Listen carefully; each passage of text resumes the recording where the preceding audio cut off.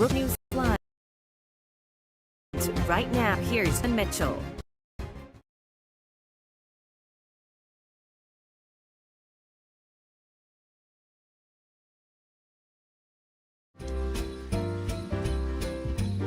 Welcome into Brookland News Live here. I'm Jackson Mitchell. So good to be with you here. It is Tuesday, December 23rd, 2025. A lot of headlines to get to. That is one thing for sure. We want to start first with some news we're getting out of Georgia.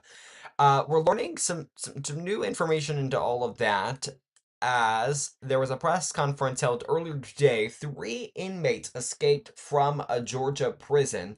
They've now been recaptured, I should say. Let's go live, I should say, to this feed that occurred earlier today with the press conference from Atlanta officials. Listen in. Good morning, and thank you for being here. I am DeKalb County Sheriff Melody Maddox, and I want to report this morning that the streets of DeKalb County are once again safe. They're safe for our communities, and we want to say that is because of the swift action of the law enforcement that you see standing here and others. I especially have to give a thank you to our fugitive and field operations unit, States Marshal Service, Marshal Thomas Brown of the Northern District of Georgia. His team include Eric Hines, Acting Chief for the Southeast Regional Task Force and the South Florida Caribbean Regional Task Force. I would also like to acknowledge the presence of our DeKalb County Police Department Chief of Police, Chief Pedrick, our community partners who reached out during this time, Clayton County Sheriff Levon Allen and Fulton County Sheriff Labatt, who reached out to assist, to ask what was needed. They asked because their concern was for their community as well, because what happens in one community can surely happen in another.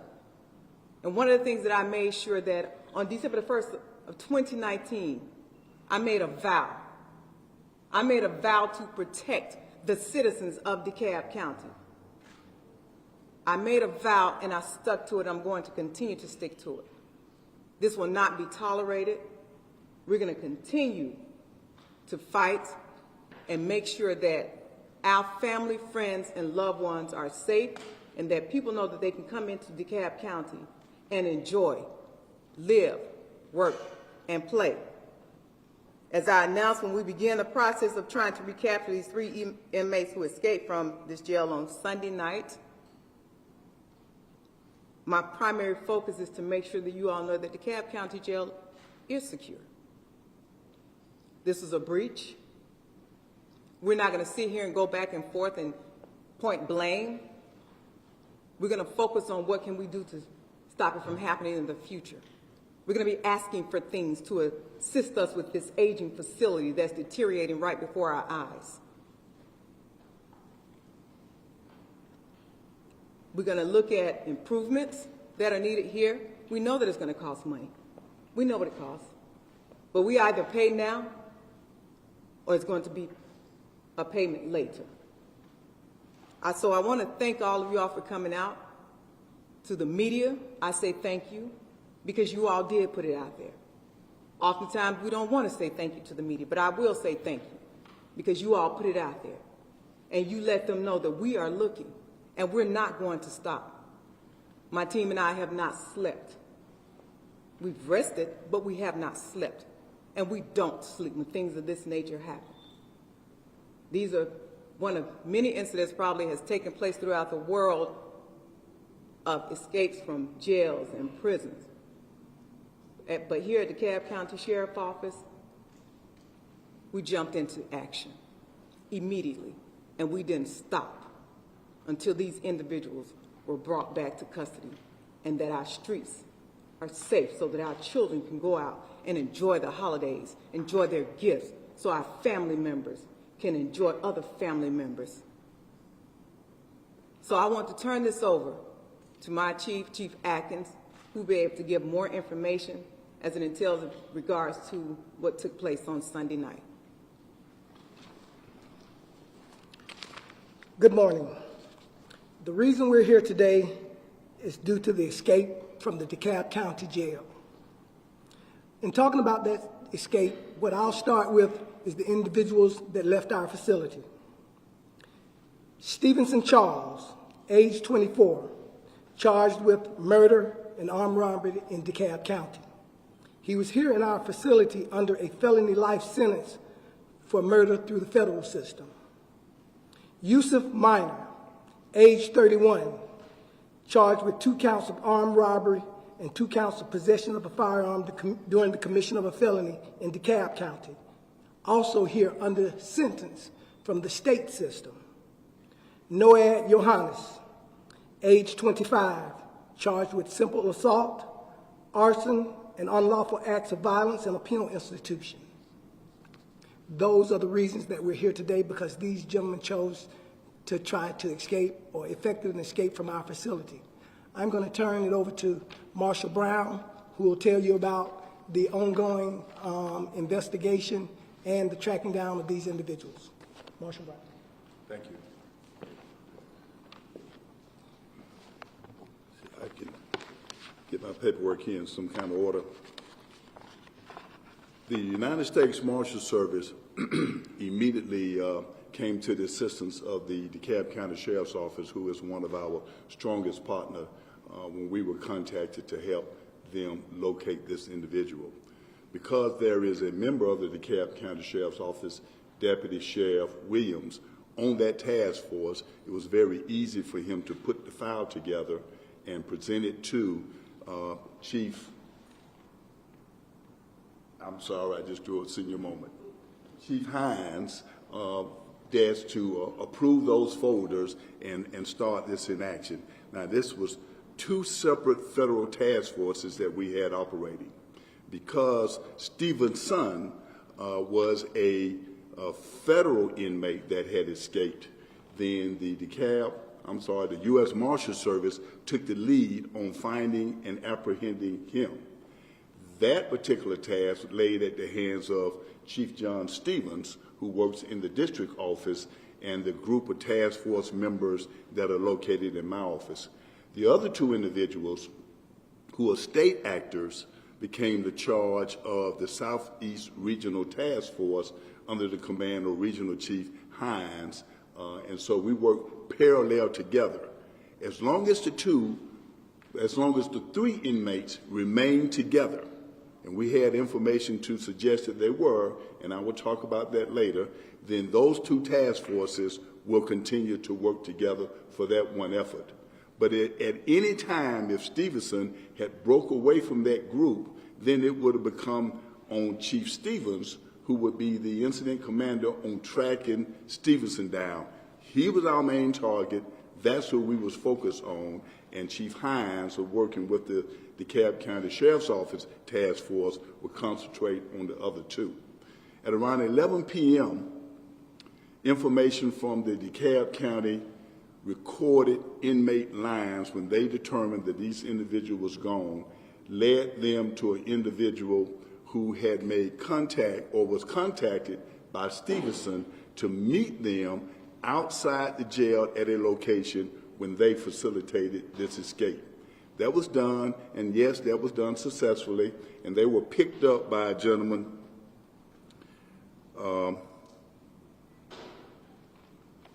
you'll find that in the report later. This thing gets very voluminous. So they were picked up and they was taken to the girlfriend's house of inmate Minor. Inmate Minor's girlfriend then contacted a Lyft to pick up the 3 inmates and transport them to an address in Florida. That took place.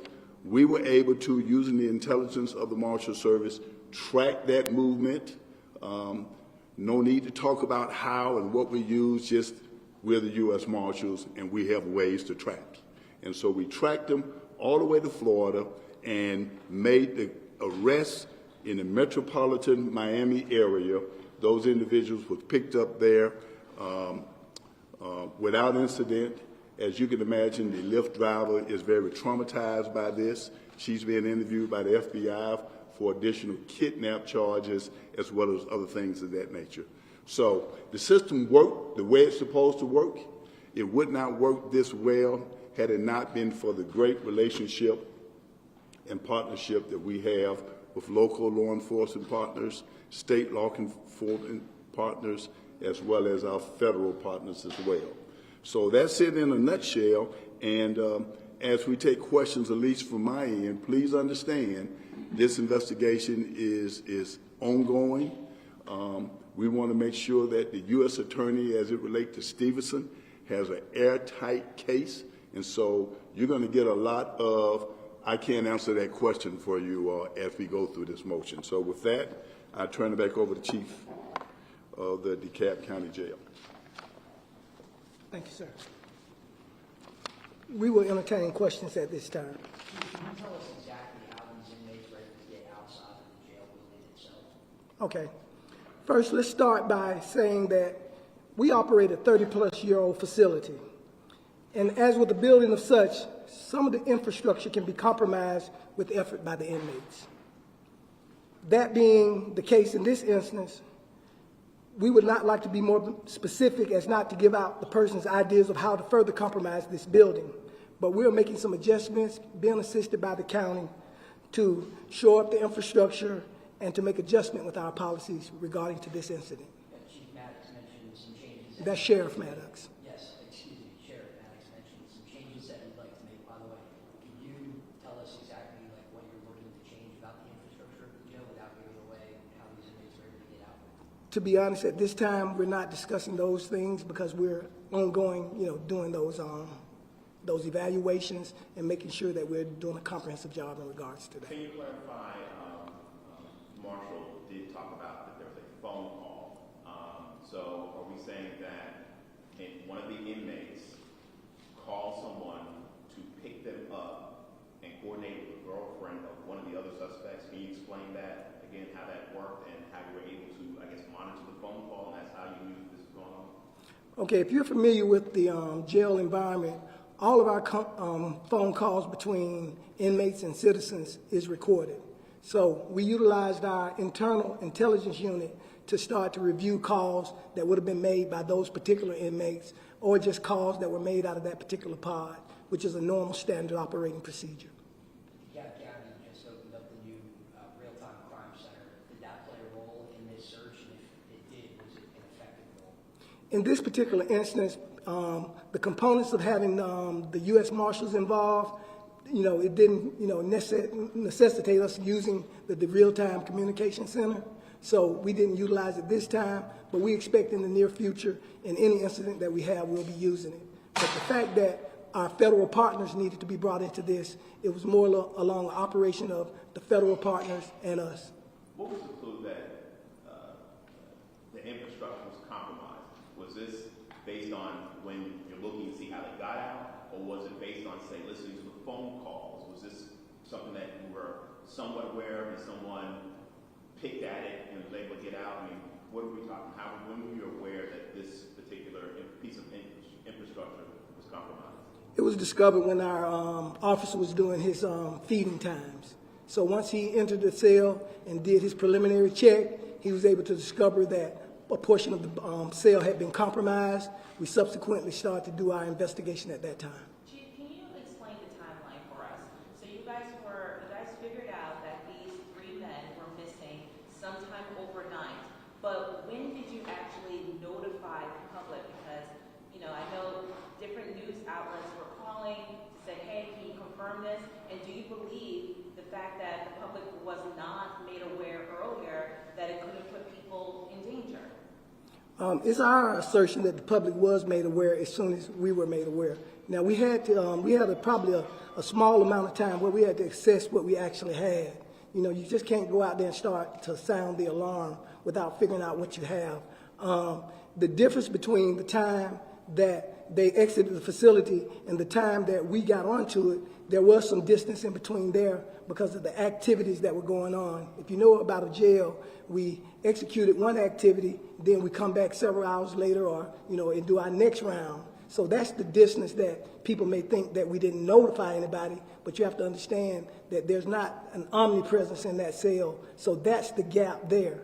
Then once we realized in that amount of time that they were out or that they subsequently were missing, then we had to figure out if they were still in the building somewhere, and then figure out, once we figured out they had exited the building, then that's when we went forward with alerting the public.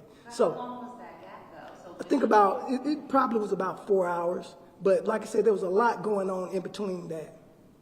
Chief, do you have a general statement about safety? I understand that Sheriff did say that the jail is now secure, and you are going to be implementing some things to make sure that this doesn't happen again. But since the jail is now being secure, has anything been implemented already? Okay, we repaired the area that was compromised, and we're looking at other areas that are similar to that to fortify them to make sure that they're not compromised in the same manner. That's the thing I can tell you right now. We've elevated our round pattern just for a sake, so we're just doing more rounds right now till we get those other things fortified. My last question is just speaking to community and safety, because we're seeing a lot of these escapes going on in the metro area. Are you guys partnering with other police agencies so that you guys can kind of do something to kind of bring this number down should escapees happening? Okay, unfortunately, our main focus is the DeKalb County Sheriff's Office. And as the sheriff spoke to briefly, we're always in the business of partnering with our local agencies, the DeKalb County PD, and all of the municipalities. Anytime there's an instance like this, we lean on those individuals to try to assist us. We think we do a fairly good job on a day-to-day basis, making sure that our facility is safe, and we'll continue to do that. Chief, not to belabor the point, but, we knew about this escape for about 6 hours before it was actually confirmed. Can you explain why that happened? As I said before, we gave out the information as soon as we understood exactly what we had. We will never give out information prematurely because that only causes chaos. So some of your time frames may not align with the time frame that we have in order to give the public the best information and to be able to execute a plan. So those are the differences. But what we will stand on is the fact that we always have the DeKalb County citizens, the citizens of the metro Atlanta area, and the citizens of Georgia at our forefront of our thought process. And we're going to always get the information out at the best time that we can do so. Sometimes that won't align with what the public wants. Sometimes that won't align with what the media wants. But I guarantee you it aligns with the situation dictates. Was anyone hurt while these guys were out? Not to our knowledge. Can you clarify, Stevenson Charles, I know there were two people that were state inmates and others were federal inmates. Can you clarify that? Because Stevenson Charles pled guilty in Gwinnett County. Can you explain why he was in a jail, which is generally for people who are awaiting trial? Can you explain that? Okay, as most people know, individuals just don't perpetrate crimes in one area. So he had been held accountable for his crimes in Gwinnett and his federal crimes, but that doesn't mean he was going to dodge the crimes in DeKalb County. So he was extradited back to our facility to be held accountable for those charges or those crimes that he perpetuated in our area. Even with a life sentence? That occurs. Will these inmates be extradited back to the state of Georgia to stand trial? Are all three of them in Broward County right now? You want to speak to that, Marshall? They will eventually come back to Georgia to face the state charges here in Georgia. Go to your point, sir. Stevenson was in this facility on a production order to... Alrighty, a press conference there held earlier today. Those 3 inmates recaptured now after they escaped from the DeKalb County jail there in Georgia. We do want to turn down to some news we are just getting in. You were taking a look at it first here on Brookland News. Maybe thought we would have it. Looks like we're having some video issues. Might be able to get it back here.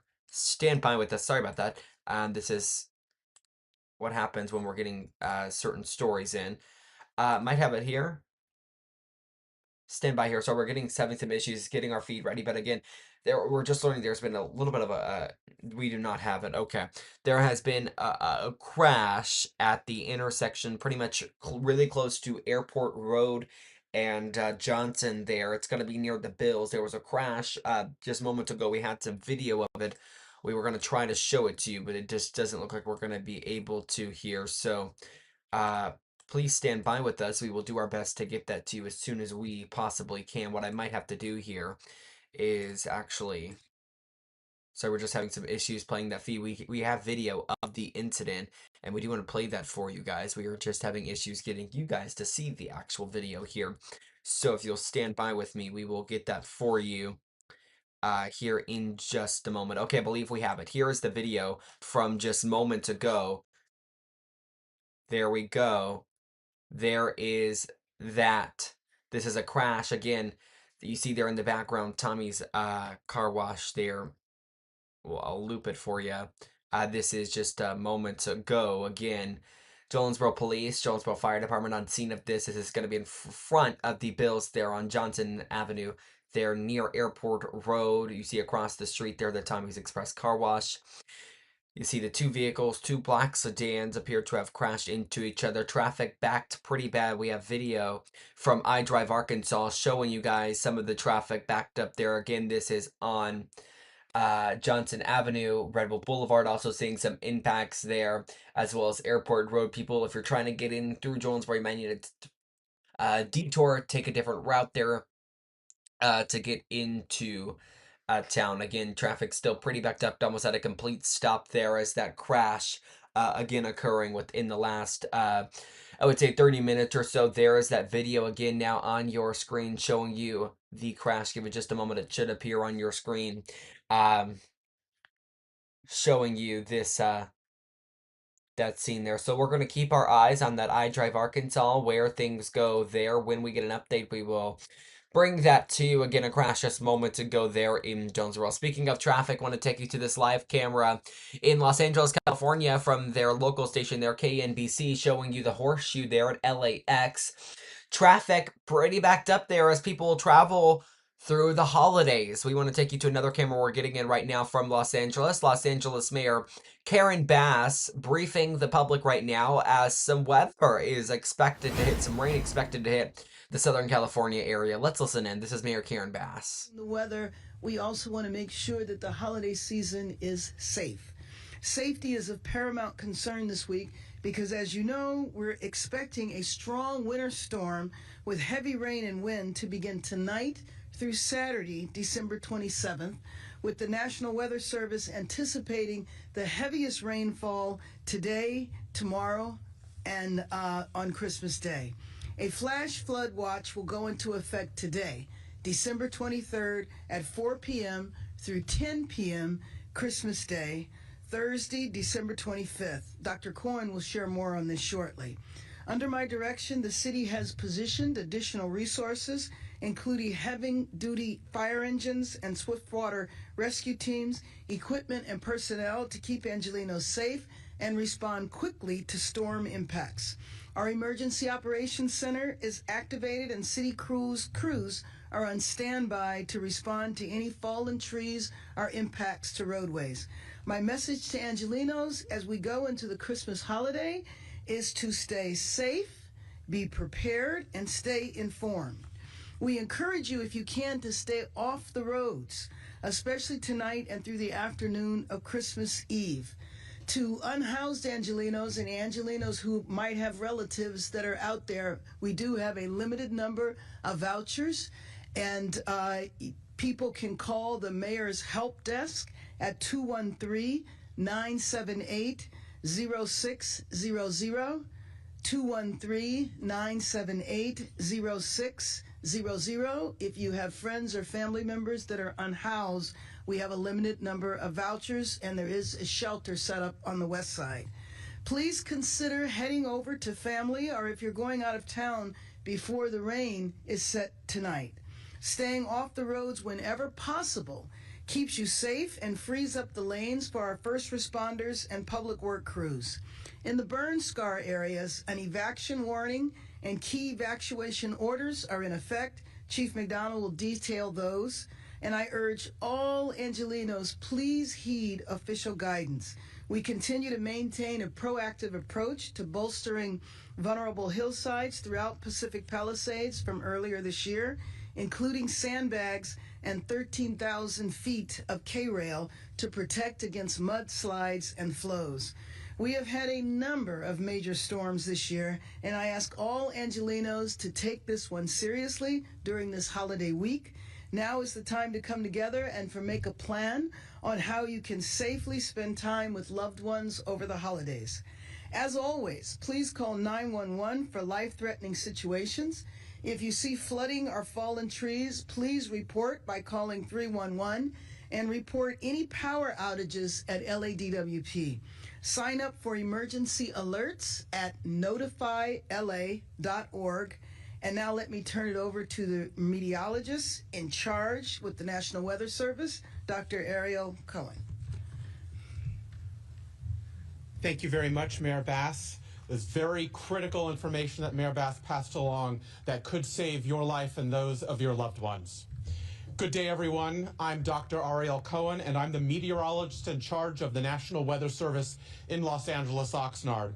We're just several hours away from the onset of a major storm system that Mayor Bass had mentioned that's going to affect many Angelenos during the Christmas holiday. This is the type of storm system that affects the area approximately every 5 to 10 years or so. But what makes this storm unique is that the brunt of the rainfall is expected to occur right through Christmas Eve and Christmas Day. My bottom line point, if you're planning to be out on the roads during the Christmas holiday, please reconsider your plans. By the time we get to late Wednesday through Friday, many areas will likely be experiencing significant flooding along with rock slides and mudslides, especially through the high terrain and the canyon roadways. Now, right now, we're expecting multiple rounds of moderate to heavy rain to impact the area starting from late this evening and continuing on and off all the way through Friday. The heaviest rain will start late tonight and then will peak on Wednesday, Christmas Eve. The rain will taper off some Wednesday night, but another round of moderate to heavy rain is forecast to occur on Christmas Day, Thursday, and this rain could potentially last through Friday.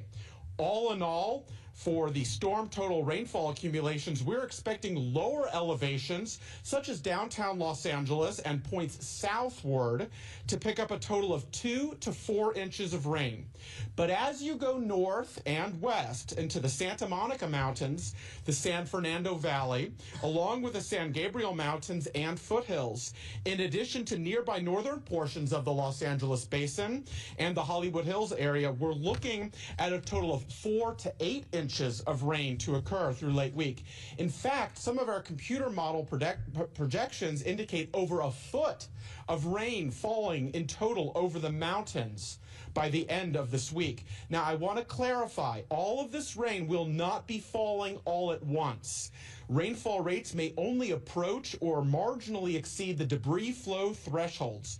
So while debris flows on the burn scars will be possible, in general, they should be minor to moderate. However, with as much total rain as what we're expecting, widespread significant flooding will likely occur in urban and poor drainage areas, especially in and around the higher terrain. There will almost certainly be numerous rock slides and mudslides, along with areas of severe flooding in urban locations and along freeways, which is why being out on the roads will be exceptionally dangerous. Additionally, flooding of smaller creeks and streams, tributaries will be likely, and main stem river flooding will also be possible. And I want to specify that the flooding, rock slide, and mudslide dangers will grow at a gradual pace after the onset of the heavier rain tonight into tomorrow morning. Because this is a long duration event, it will take less and less rainfall to produce more and more impacts from flooding, rock slides, and mudslides as the week progresses. as the ground saturates during that time frame. So please don't assume that the danger is over just because we made it through the first round of heavier rain. Conditions will likely be deteriorating as we head through late week. Also, while downtown Los Angeles and areas across a large part of the LA basin may only experience isolated and minor to moderate flooding, you won't have to go too far into the northern parts of the LA basin and into the higher terrain to experience much more severe impacts. As for additional context from the National Weather Service, this is a rare designation of high risk that's used to categorize the expected rainfall and flooding impacts with this major storm system. A high risk designation is rarely designated anywhere across the country and indicates high confidence that an exceptionally dangerous flood event is anticipated. Most flood-related damages and over a third of all of the nation's flood-related fatalities occur within the high-risk designated areas. So what you can do now is to prepare yourselves and your loved ones ahead of time. Stay indoors and off the roads if at all possible. Never drive through a flooded roadway. Turn around, don't drown. If you're in an area that's especially prone to flooding, rock slides, mudslides, or debris flows, please take the necessary precautions now to prepare yourself. The cost of being underprepared is often far greater than the cost of being overprepared. In addition, we are expecting areas of gusty winds to affect the region with the storm system, periodically affecting the greater Los Angeles area throughout the duration of the storm. While these winds alone may be capable of creating damage, downing trees and power lines, it's the combination of the strong winds and the heavy rains that will create an especially favorable environment for numerous downed trees and power lines. So if the winds suddenly pick up, or if you hear a severe weather warning from the National Weather Service, we recommend that you be indoors in a sturdy structure and on the lowest floor with as many walls between you and the outside as possible. Stay away from windows. Once again, dangerous weather is on the way from tonight through the Christmas holiday and into Friday. And on behalf of the National Weather Service, we will continue working closely with our core partners, including emergency management officials, as well as the mayor's office, to ensure that everyone has the latest information available on the evolving storm situation through the week. To all Angelinos, stay safe, stay aware, stay off the roads if you can, and take care. Thank you for having me, and I'm going to pass it now to Chief Moore. Thank you, Dr. Cohen. Good afternoon, everybody. To reiterate what Mayor Bass and Dr. Cohen have expressed, all of us have been monitoring this incoming winter storm due to its severity and its timing. I must stress to everyone to be alert and to be prepared. This storm is coming to Los Angeles, and it's coming with some force. The Los Angeles City Fire Department has taken its precautions, and we've increased our staffing levels beginning at 6 a.m. this morning and strategically pre-deployed specialized resources at locations throughout the city. The pre-deployed resources go as follows. We have a strike team, what we call 1880 Charlie, consisting of a 22-member, 5 Type 3 off-road capable fire engines that are led by a battalion chief staffing at Fire Station 59 in West Los Angeles. We've got a Type 1 dozer and a loader staged at Fire Station 88, which is near the Sepulveda Basin. And we've got a Type 1 heavy urban search and rescue team and consisting of 6 individuals staged at Fire Station 59 in West Los Angeles. These are specially trained individuals who are trained in urban search and rescue that can help if we have structures that are damaged or by trees or mud flow debris. We've got a Type 2 helicopter with a full crew that will respond to swiftwater rescues staged at our Air Operations Center located in the Van Nuys Airport. We've got 3 Type 3 swiftwater teams, which are highly trained units dedicated to rescuing victims in fast-moving water. Remember, it doesn't take much more than 6 inches of water for people to be swept off their feet, so be very careful. Our swiftwater rescue teams will be staged at the following locations: at Fire Station 44 in Los Feliz, at Fire Station 88 in Fire Station 89, which are in the San Fernando Valley. Additionally, we've augmented our staffing resources for the next 24 hours. Those resources include an additional battalion chief, 2 additional members of our urban search and rescue team on Team 88, 4 brush patrols in the hillside areas, a Helco officer, 2 unmanned aircraft system operators. We also have our CERT teams that are stationed at fire stations 43, 59, 83, and 84. Those are community individuals who volunteer their time to be here for our community.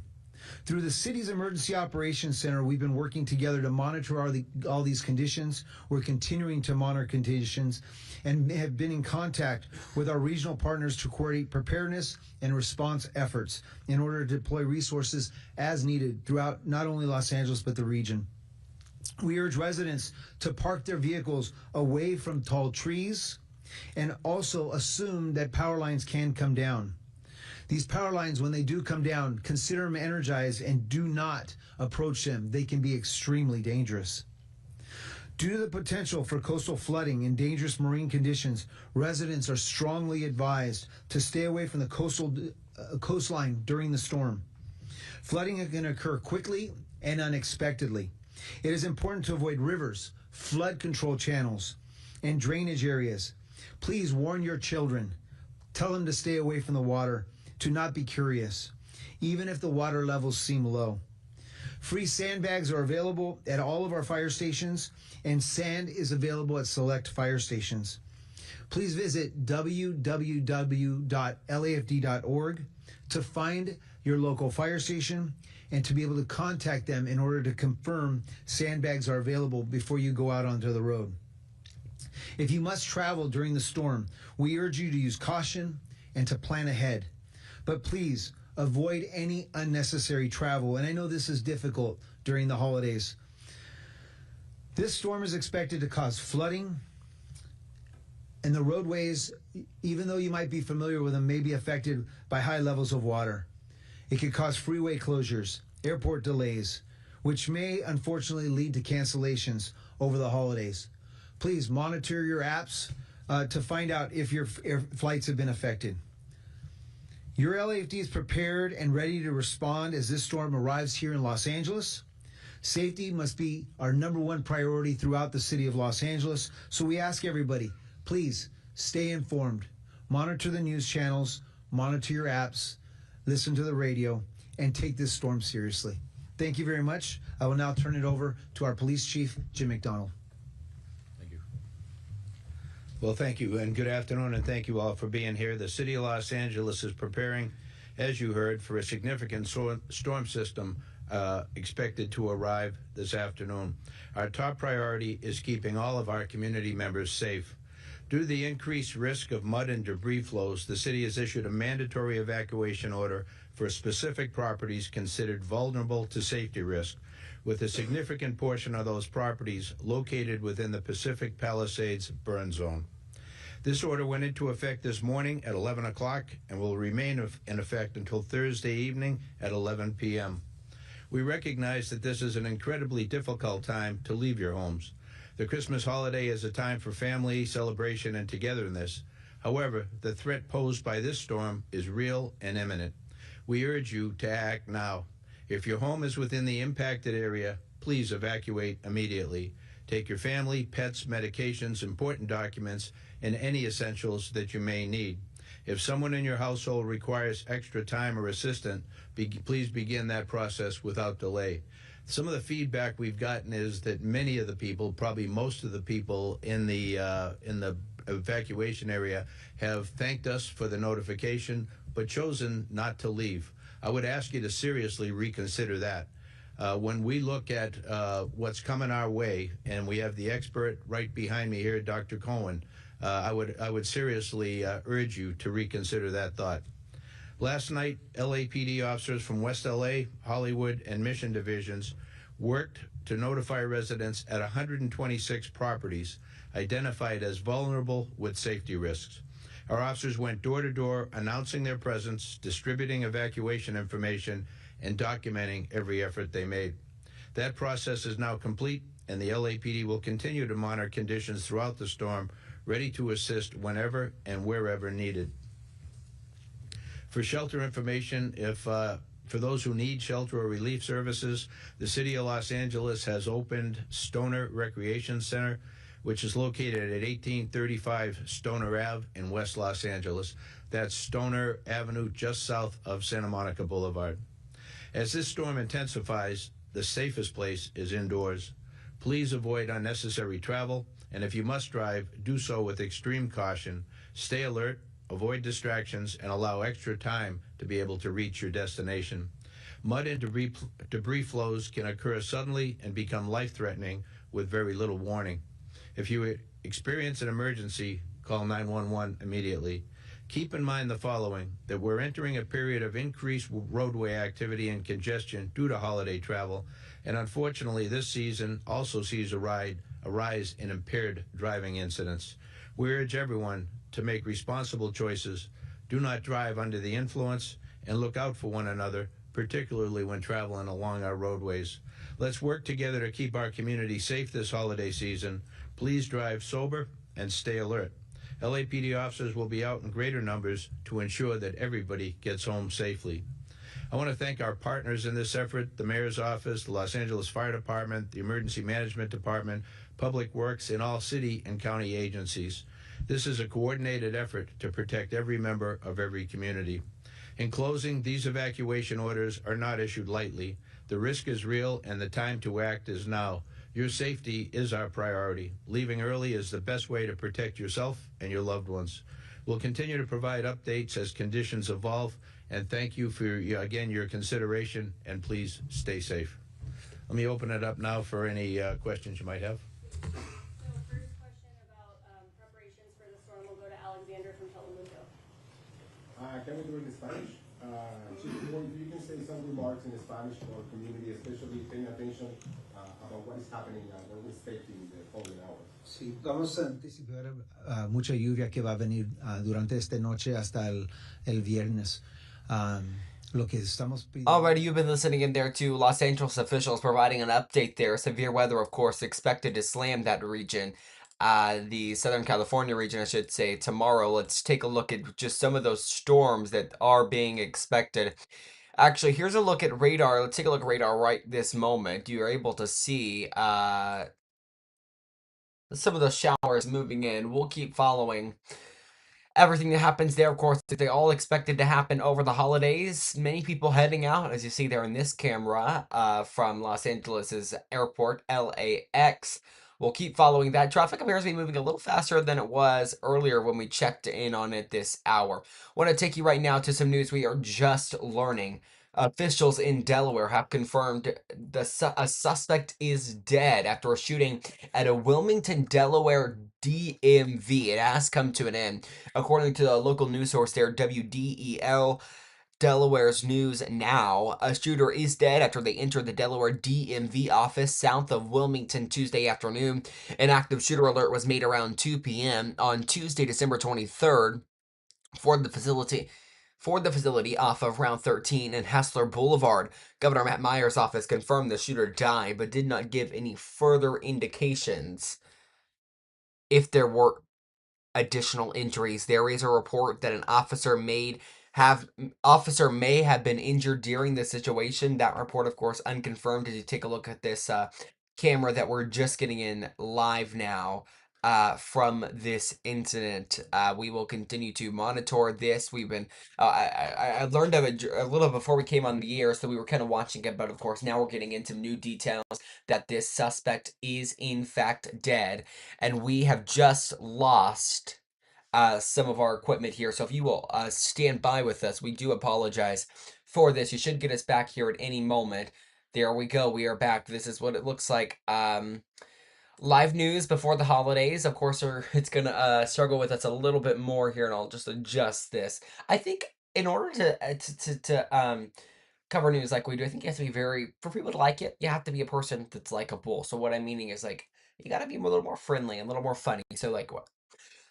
point I'm getting to is you have to be a little more personal. So like you just saw the equipment stop working. I mean, it happened. What can I do about it? I tried to fix it and it fixed. So nothing I can do about it. I just went with it and fixed it. I do want to turn right now to some other news we are following over in New York City. The United Nations is meeting once again. We'll stick with this story here. We'll bring you to We'll bring it to you live is where I'm going. We'll bring it to you live in just a moment. In the meantime, we are going to sneak in a quick break. Brooklyn News Live returns in a moment.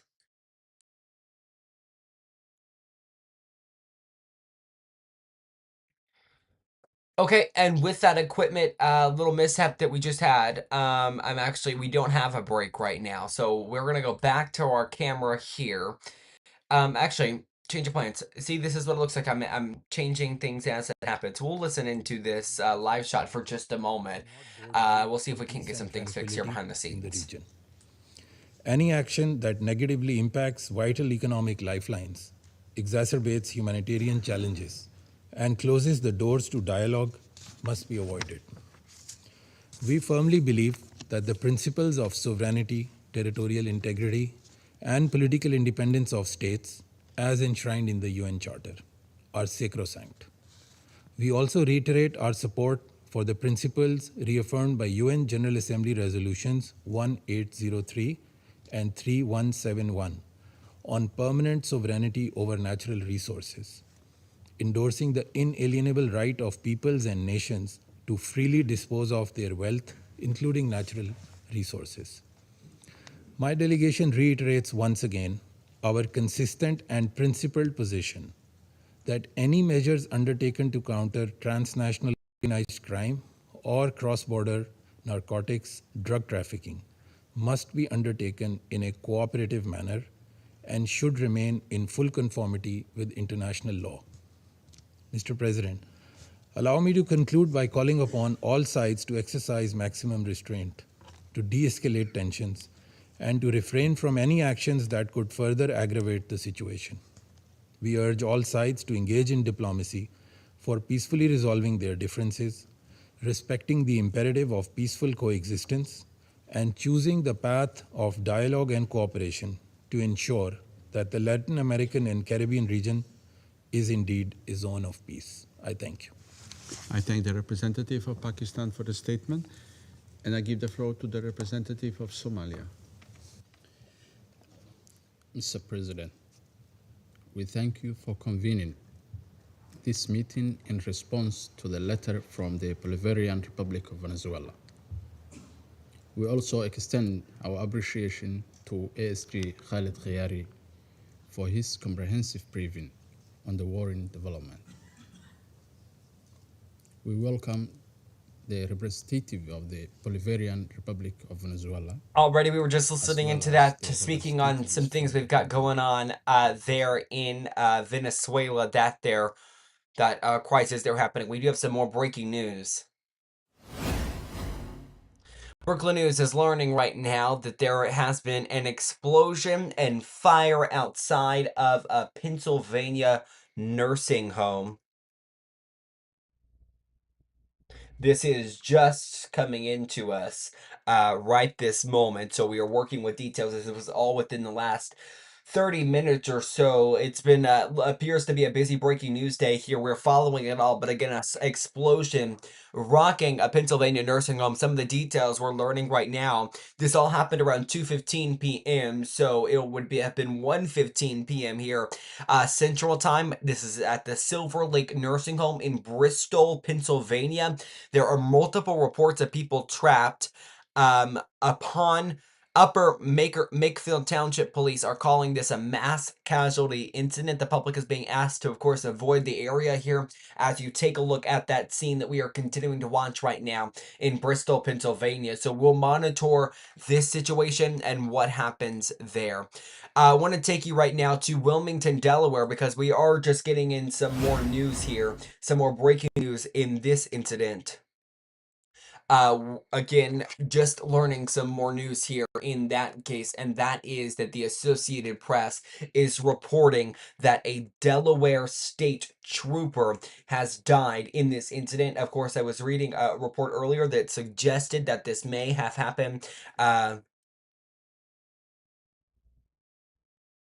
And now we're learning that it has happened. So again, a Delaware state trooper dead after this incident that occurred again just within the last few hours or so there in Delaware. So we are going to continue to monitor both of these breaking situations. If there is an update on either of them, we will bring them to you right here. We are also continuing to follow this incident happening in Jonesboro. Traffic continues to be a little bit delayed after a crash we were watching just moments ago there on East Johnson Avenue near of course, that's Highway 351, the old Greensboro Road, as well as Aggie Road. Between those two intersections, in front of the Bills there, that grocery store is where that crash happened. We are continuing to follow development in that situation. Traffic appears to have cleared up a little more than what we were seeing a few moments ago. We are going to continue to monitor these events. In the meantime, we are going to sneak in a quick break. Brooklyn News Live returns in a moment.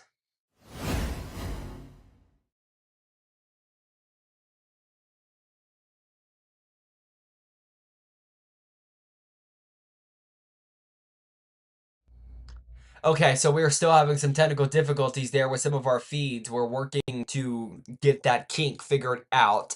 So I apologize for that. I was hoping we would be able to sneak in a quick break. That does not look like it is going to be something we can do right now. I apologize for that. I know you guys wanted to listen to the Christmas music for just a moment, but it just doesn't look like we're going to be able to do that right now. What we're going to do right now, though, is take you to the United Nations currently meeting on tensions in Venezuela. Let's listen in. Criminal organizations and dismantling their business models.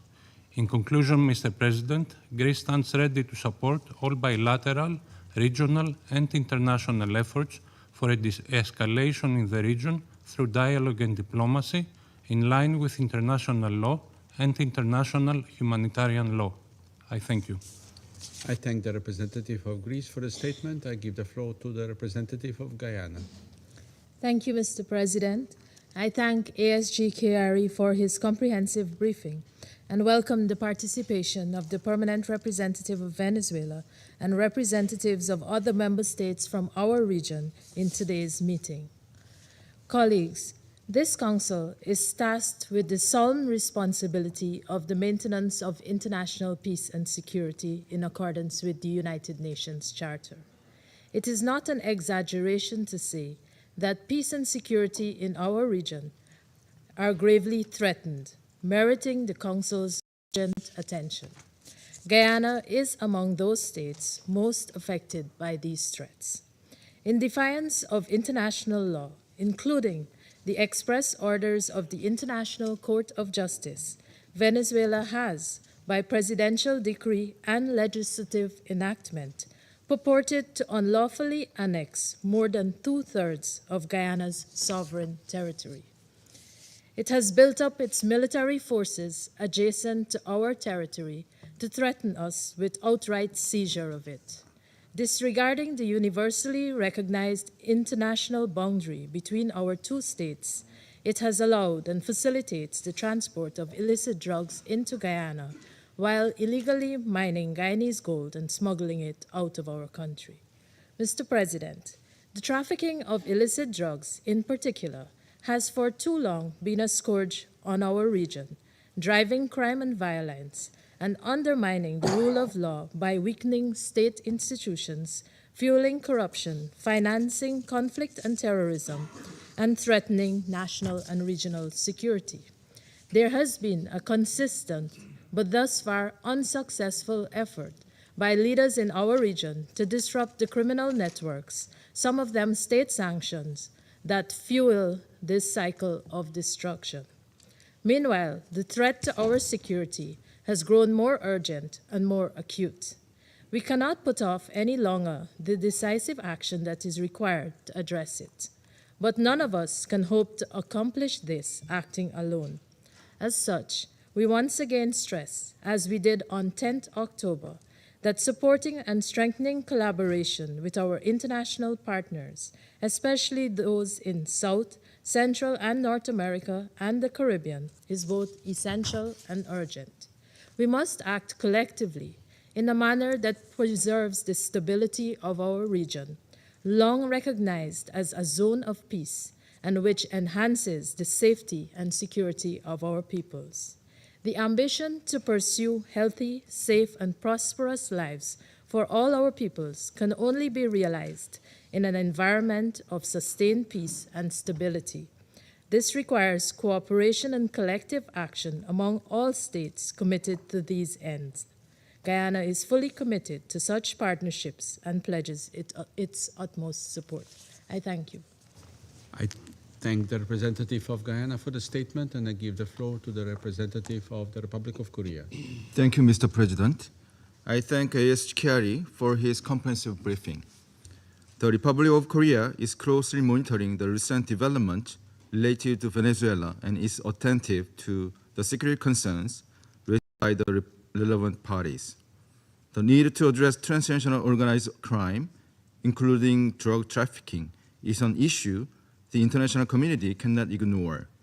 At the same time, respect for sovereignty, territorial integrity, as well as protection of civilians remain core values that the United Nations Charter seeks to uphold. In this regard, the Republic of Korea recognized the importance of efforts to counter international crime and the effective implementation of sanctions. Moreover, we believe it is equally important that such measures are carefully managed so they do not escalate into military tensions that could undermine peace and stability in the region. We firmly believe that transnational issues of this nature can best be addressed by taking cooperative approach by regional parties. The Republic of Korea appreciates that Latin America and the Caribbean has long demonstrated a strong commitment to multilateralism and peace, as reflected in the Treaty of Tlatelolco and the region's declaration as a zone of peace. In this spirit, we encourage strengthened regional cooperation and coordinated action to counter transnational organized crime in close partnership with relevant international and multilateral mechanisms. Mr. President, the Republic of Korea believes that upholding an international order and the collective security system grounded in the UN Charter is a responsibility we all share. To this end, the Republic of Korea remains committed to contributing constructively to ensuring that this matter is addressed with due caution and in responsible manner in accordance with the principles of the UN Charter and international law. I thank you. I thank the representative of the Republic of Korea for the statement, and I give the floor to the representative of Algeria. Thank you, Mr. President.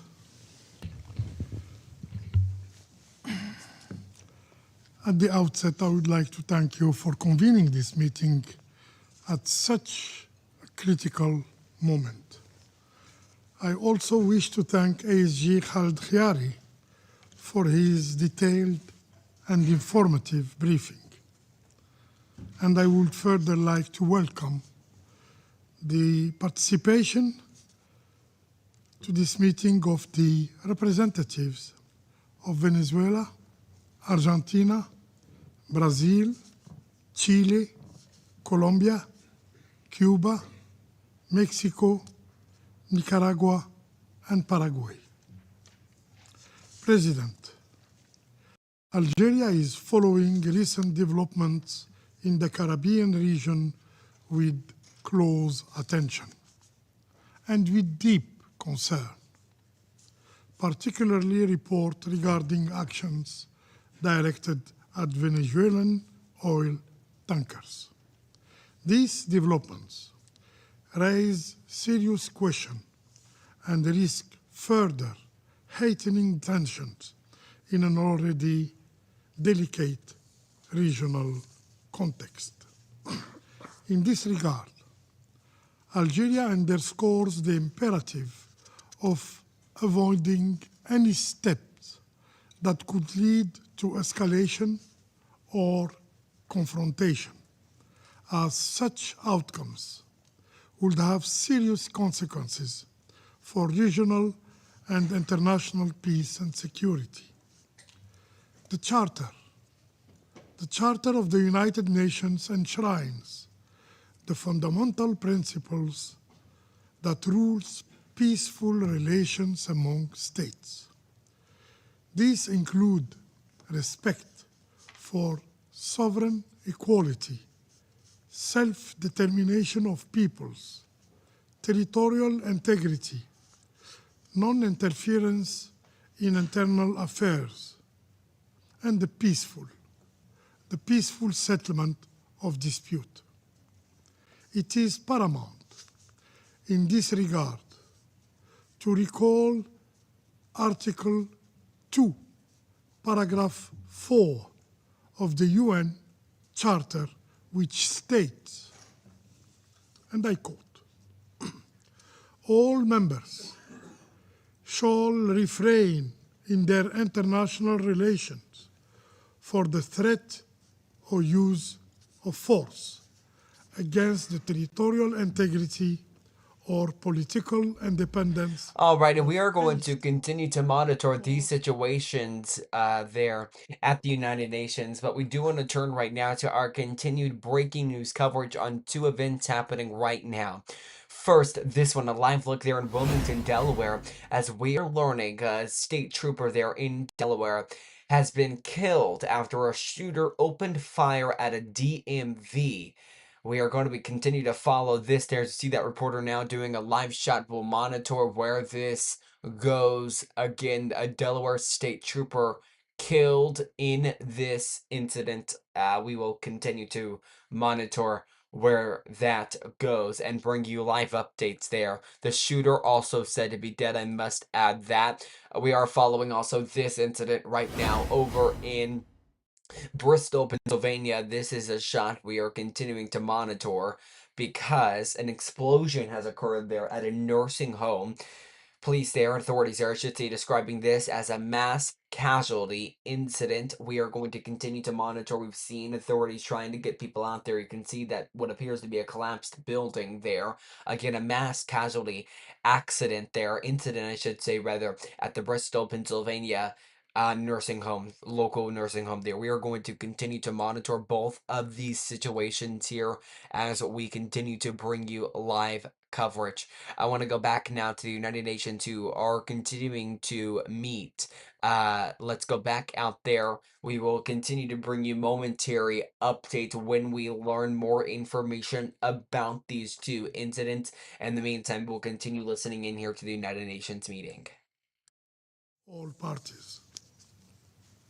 In this context, Algeria encourages regional organizations, including CARICOM and the Organization of American States, to play a constructive role in fostering an environment conducive to dialogue, supporting impartial mediation efforts, and avoiding actions that could aggravate tensions or further polarize the situation in Venezuela.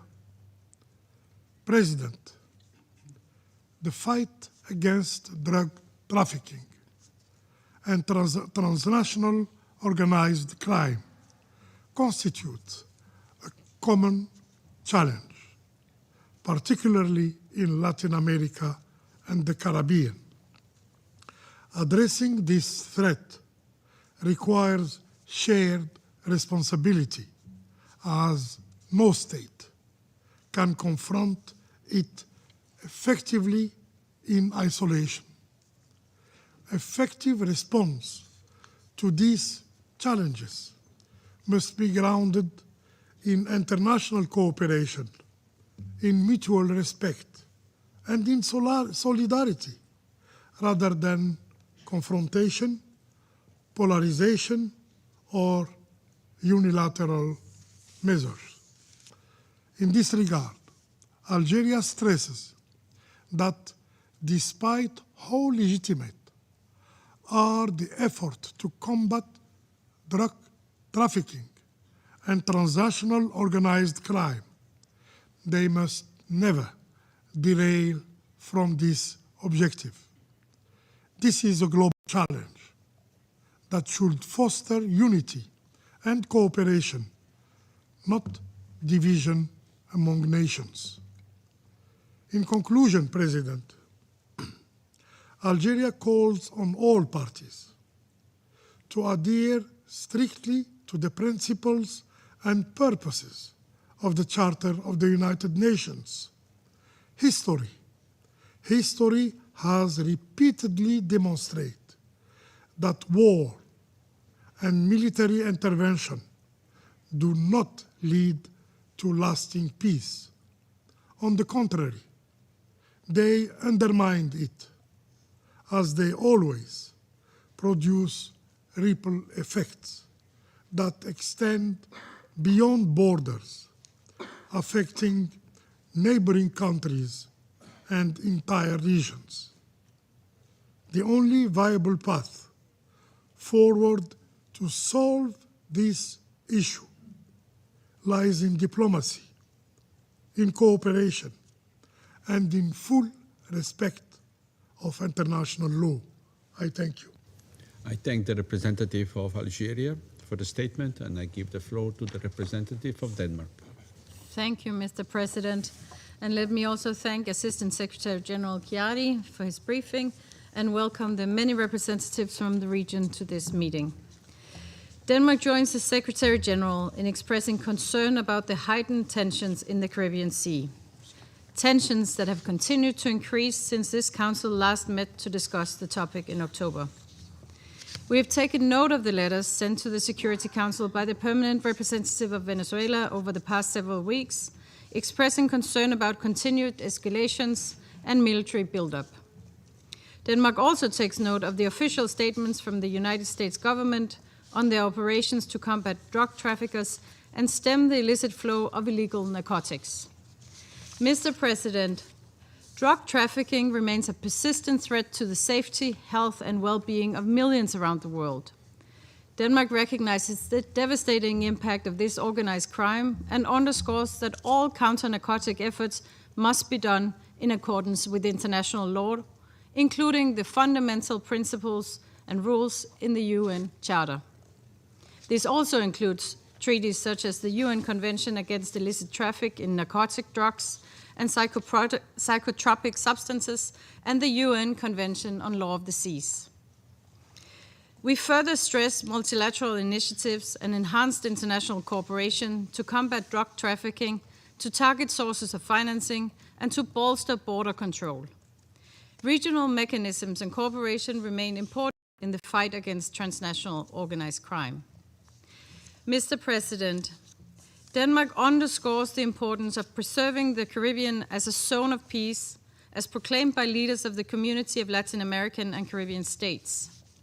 Denmark strongly urges all parties to strictly adhere to international law and to de-escalate tensions and exercise the necessary restraint.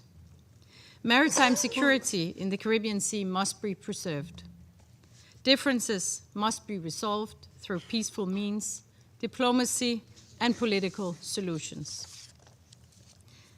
We further urge greater engagement with the United Nations and regional bodies such as the CARICOM and the OAS to play a role in facilitating dialogue and de-escalation.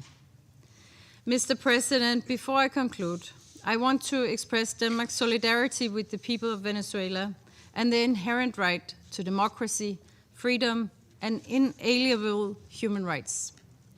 We do not believe the democratic will of the people of Venezuela was respected during the election in 2024, which were not transparent and also failed to meet the international standards of electoral integrity. We further remain deeply troubled by the Maduro's regime's continued repression and its sustained assault on the fundamental human rights of the Venezuelan people, particularly through its targeting of opposition voices, independent media, and human rights defenders. We recall that a UN fact-finding mission earlier this week reported that Venezuela's Bolivarian National Guard has committed serious human rights violations and crimes against humanity in Venezuela for more than a decade with full impunity.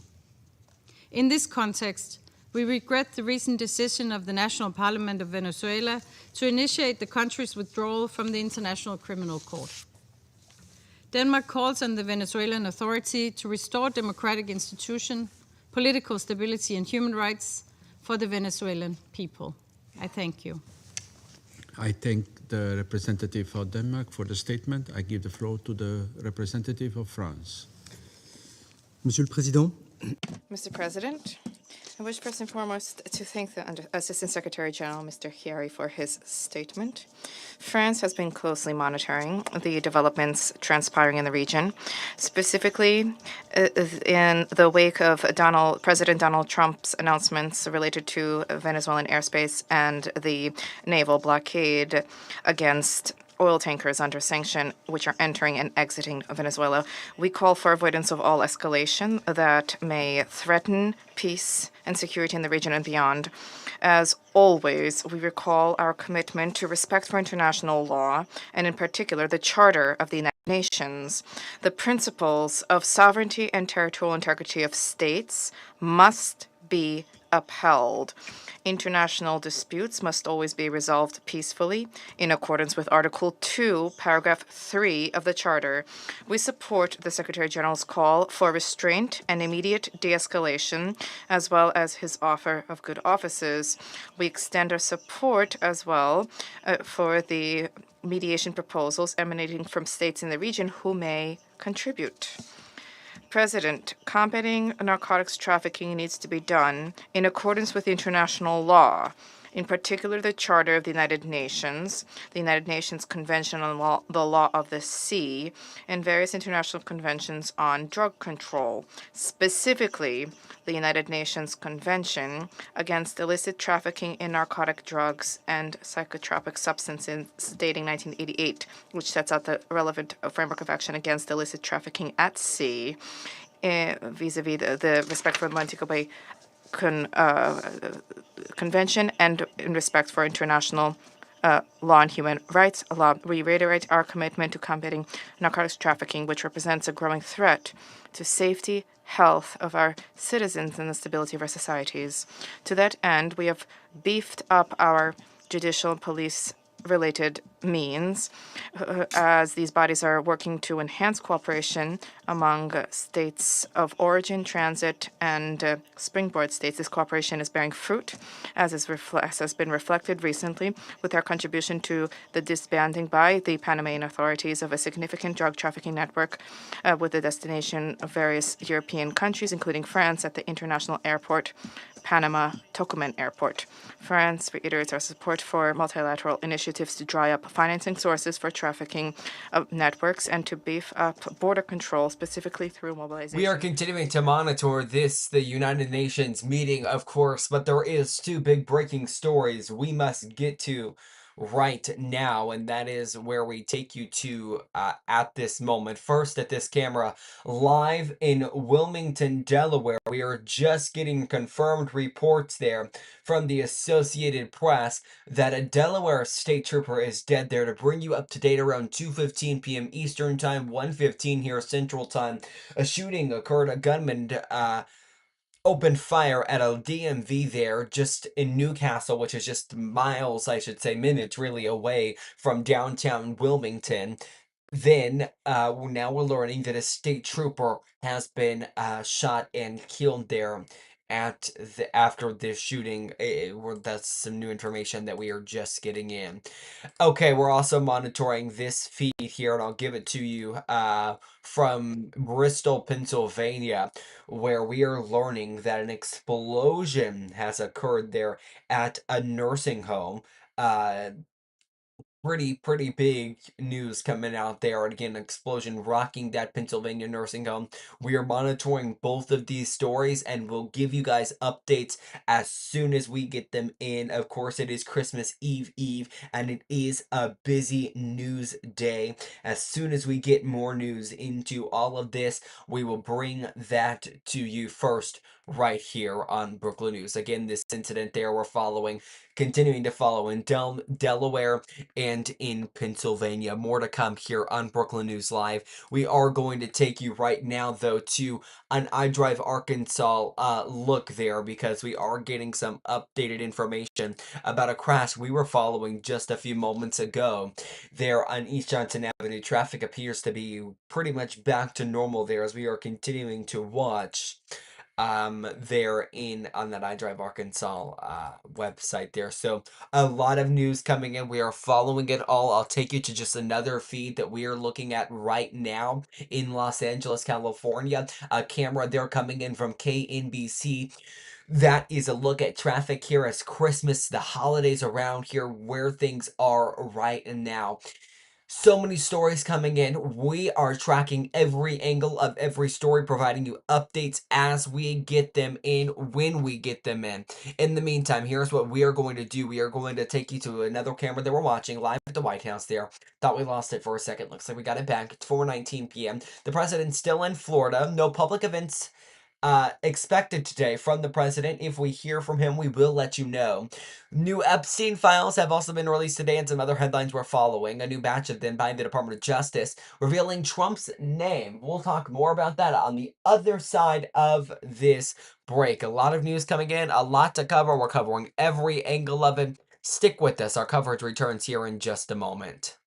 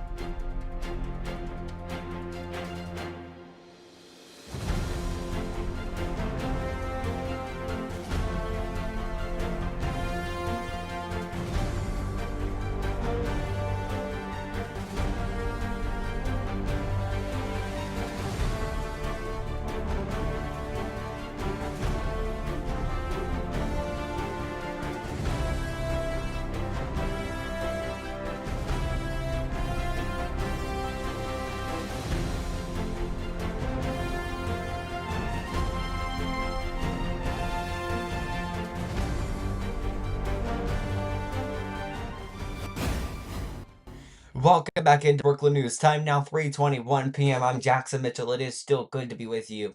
Major breaking news today. We are continuing to follow it all, and we'll continue to update you guys on that Delaware DMV shooting. We're now learning, of course, that state trooper killed.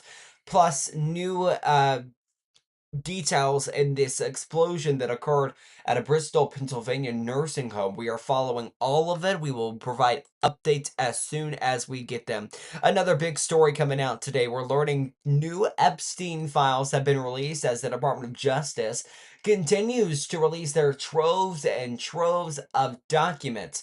Trump mentioned in this new batch released today, you're taking a look at a headline there from the Associated Press, voluminous new Epstein document release includes multiple Trump mentioned but little revelatory news.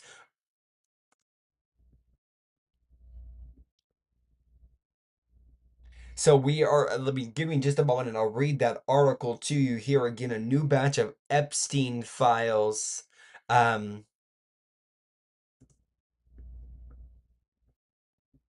Including this Trump mention here from the Associated Press. Let's go through it. Let's read a piece of this story to you. I'll just go paragraph by paragraph, of course.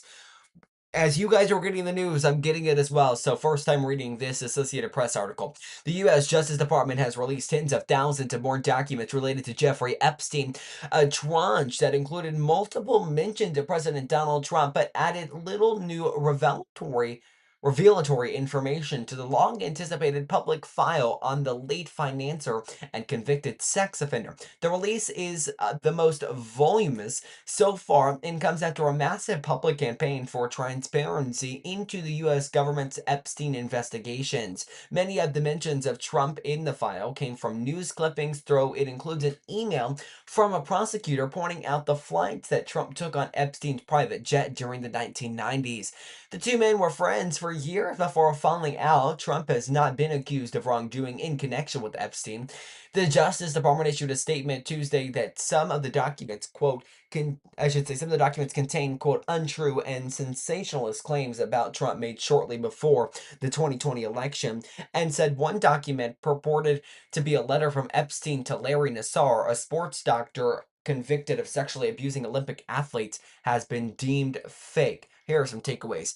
Prosecutor flagged Trump's travel on Epstein's jet. This is the big one that I've been hearing about today. I'll just read some of the quote to you. It says, an assistant U.S. attorney from the Southern District of New York said in an email that flight records the office received on January 6, 2020 showed that Trump was on Epstein's jet, quote, many more times than previously has been reported, or that we were aware, unquote there. So that is the big news that everyone's talking about here, but there has been no, I think people are looking kind of for this big big revelation in the Epstein files, and so far the people looking for that simply just haven't received exactly what they are looking for there. So again, a new trove of Epstein files released today. We are going to continue to monitor that all. We are going to take you right now to some news, some breaking stories that we are continuing to follow here at Brooklyn News Live. That goes first to us right now over in Wilmington, Delaware.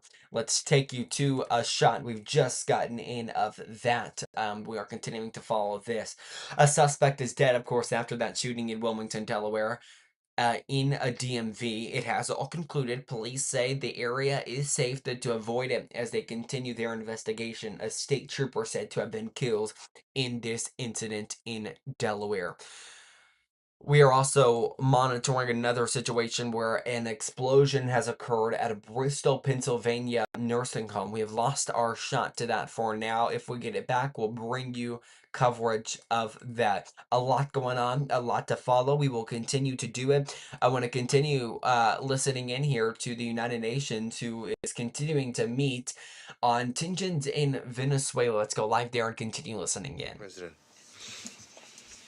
On 16th of December, President Donald Trump publicly stated the following, and I quote, "Today, I'm ordering a total and complete blockade of all sanctioned oil tankers going in and out of Venezuela," end of quote.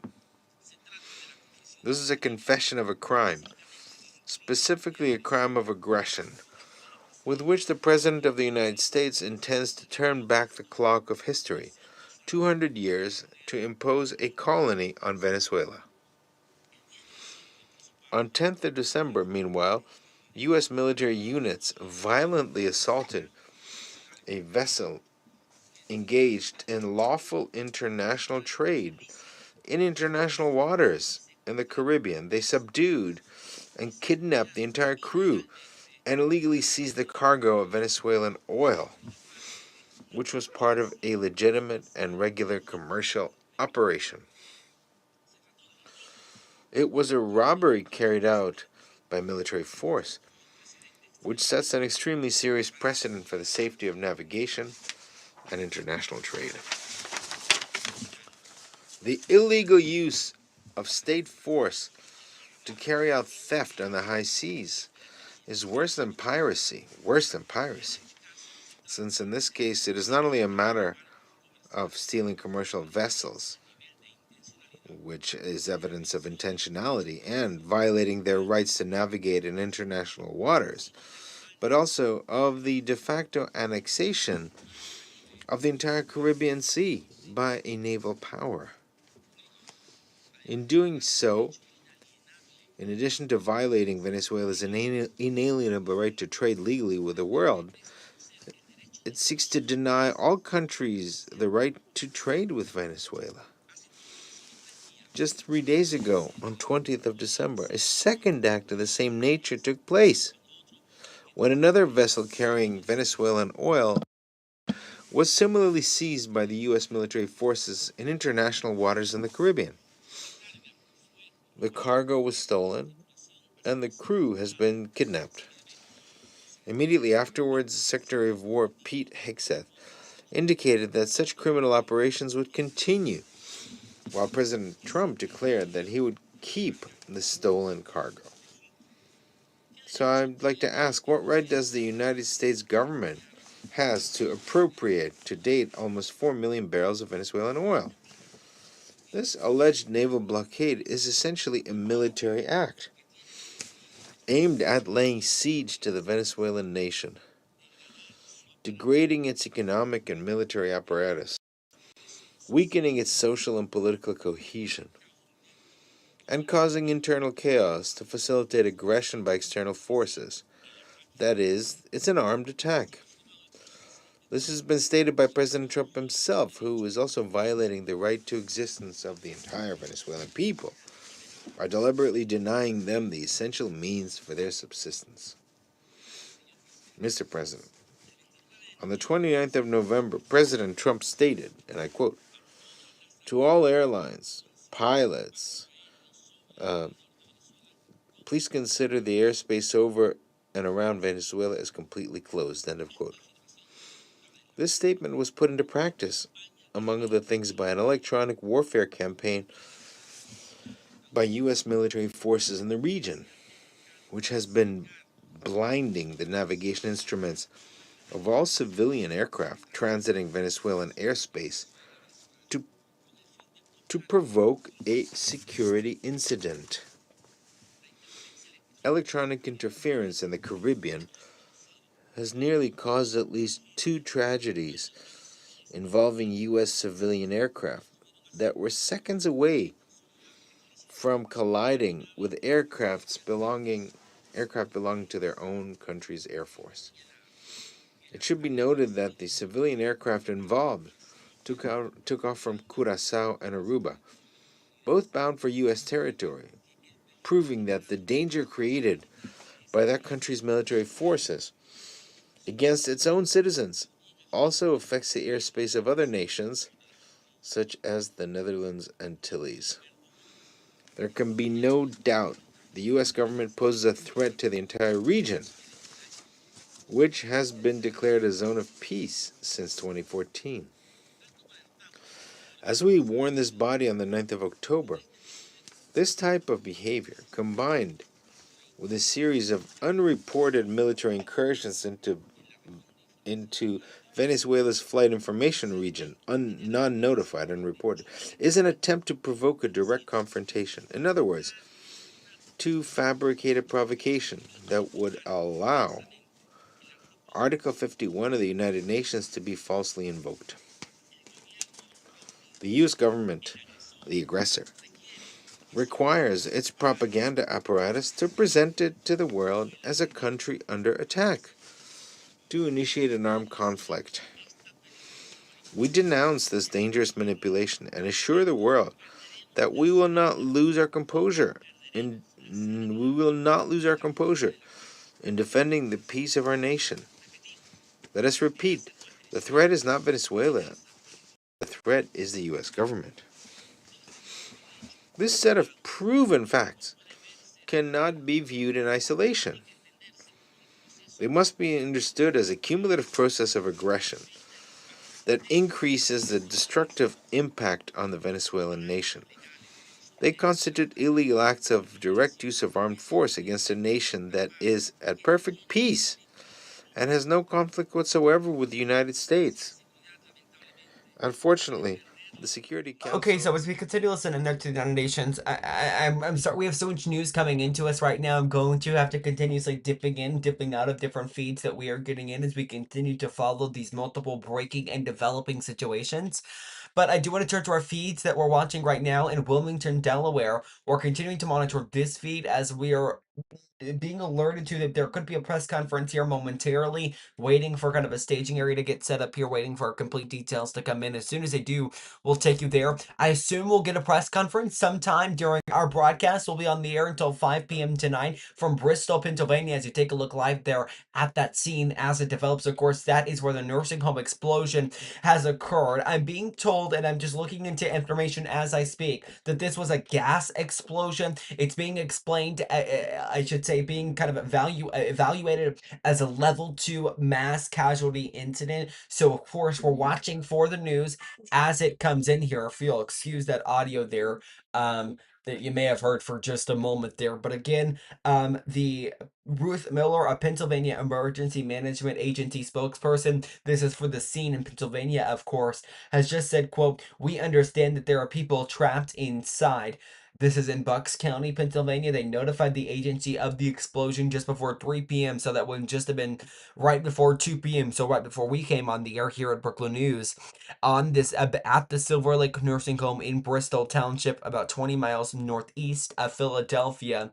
So again, it's not too far from the major cities. I would say 20 miles.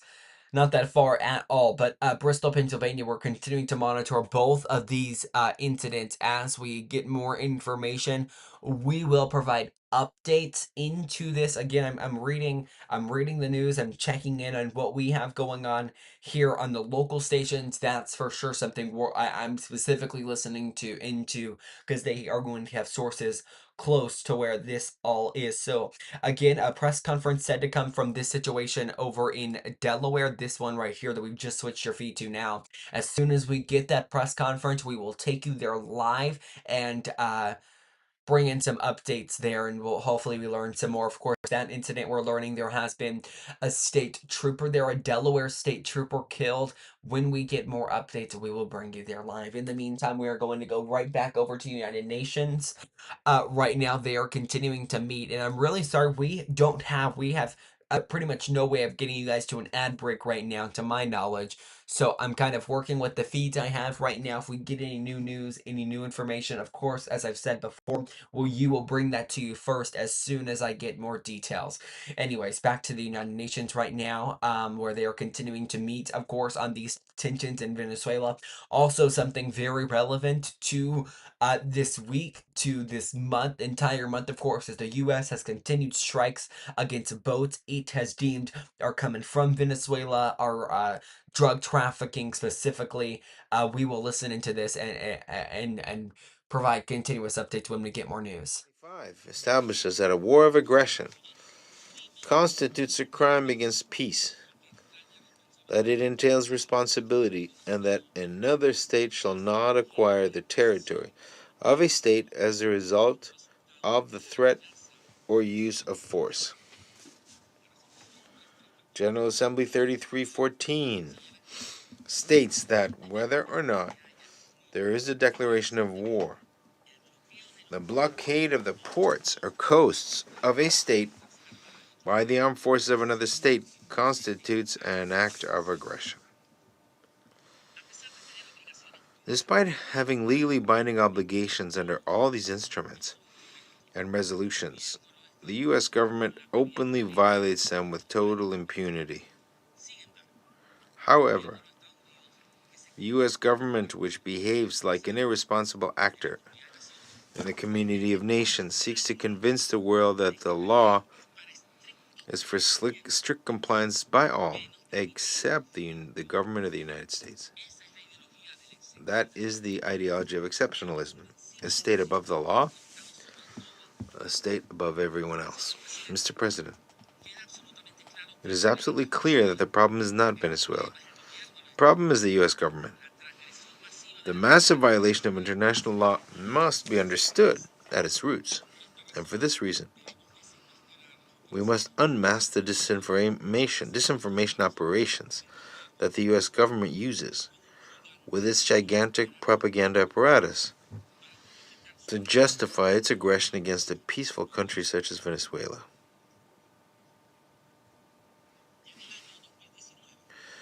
Back in 2019, an attempt was made to impose a puppet entity to replace the legitimate government of Venezuela, and clandestine operations were carried out to sabotage critical services.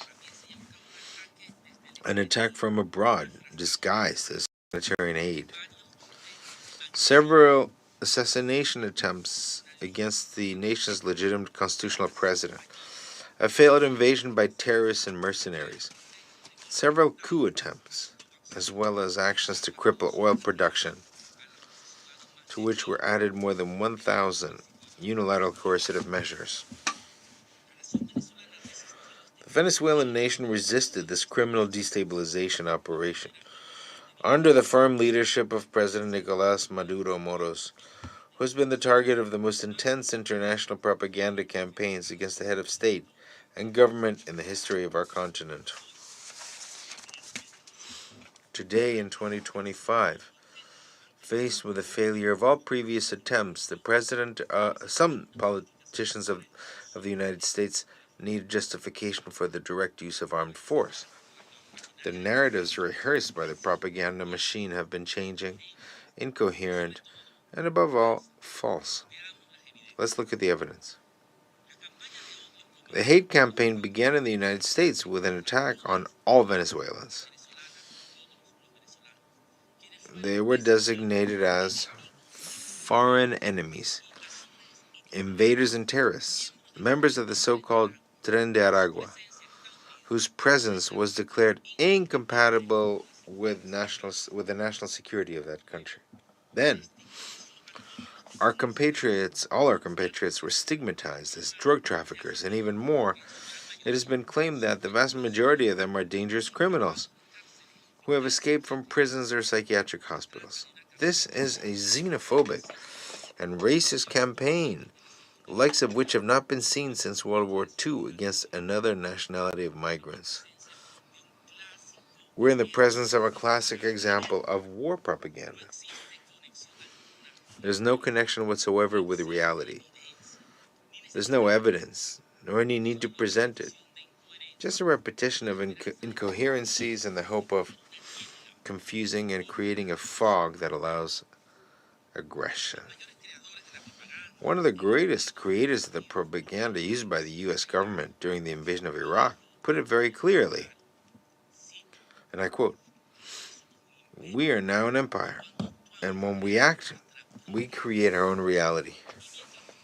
And while you study that reality, we will act creating other realities which you can study too. And that is how things will sort out. We're history's actors, and you, all of you, will be left to just study what we do." End of quote. Mr. President, today the masks have come off. All the toxic excuses used to poison public opinion are confronted with a harsh reality of senior U.S. government officials announcing their real objective. It's not drugs, it's not security, it's not freedom. It is oil, it's the mines, it's the land. On the 16th of December, the President of the United States stated that, and I quote, "Venezuela is completely surrounded by the largest naval force ever assembled in the history of South America. It will only get bigger, and the shock to them will be like nothing they have ever seen before until they return to the United States all the oil, land, and other assets they stole from us, all of which must be returned immediately." End of quote. On 17th of December, White House Deputy Chief of Staff Stephen Miller stated that the entire Venezuelan oil industry belongs to the United States and demanded its return. On the 20th of December, Secretary of War Pete Hegseth noted that the blockade against Venezuela will remain in full force until our country returns the allegedly stolen assets to the United States. All this means that the U.S. government is claiming the world's largest oil reserves as its own, in what would be one of the greatest acts of plunder in human history. This absurd claim confirms that there is no limit to the U.S. government's addiction to oil, and that all the excuses given in relation to our country have been part of a smokescreen. It is a plan of conquest and colonization that has no place in the 21st century, an extortion plan that demands that we hand over our country and our heritage in exchange for U.S. troops not firing on our people. The outlandish claim that Venezuela oil belongs to the United States, based on the argument of Venezuela's alleged historical debt to that country, has no legal, political, or historical basis whatsoever. It's simply non-existent. No debt, and even less so an imaginary one, as in this case, gives a state the right to resort to the use of force, much less to appropriate the natural resources of another sovereign state unilaterally. To accept such logic would be tantamount to admitting that by virtue of the enormous debt that the United States itself owes to countries such as China, Japan, and the United Kingdom, it could legitimately justify the attack, absolute blockade, or confiscation of U.S. assets and resources, which is clearly absurd and contrary to any legal order. It must also be remembered that in the energy relationship between Venezuela and the United States, Venezuela has historically been at a disadvantage due to trading patterns and unfair economic conditions that have benefited the U.S. side for decades. Venezuela remains firm in its defense of energy cooperation, relations based on equality and mutual benefit, grounded in sovereign equality and respect for both parties.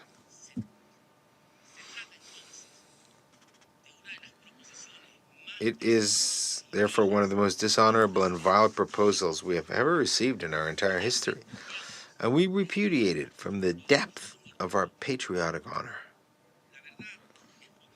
The truth is brutal and criminal.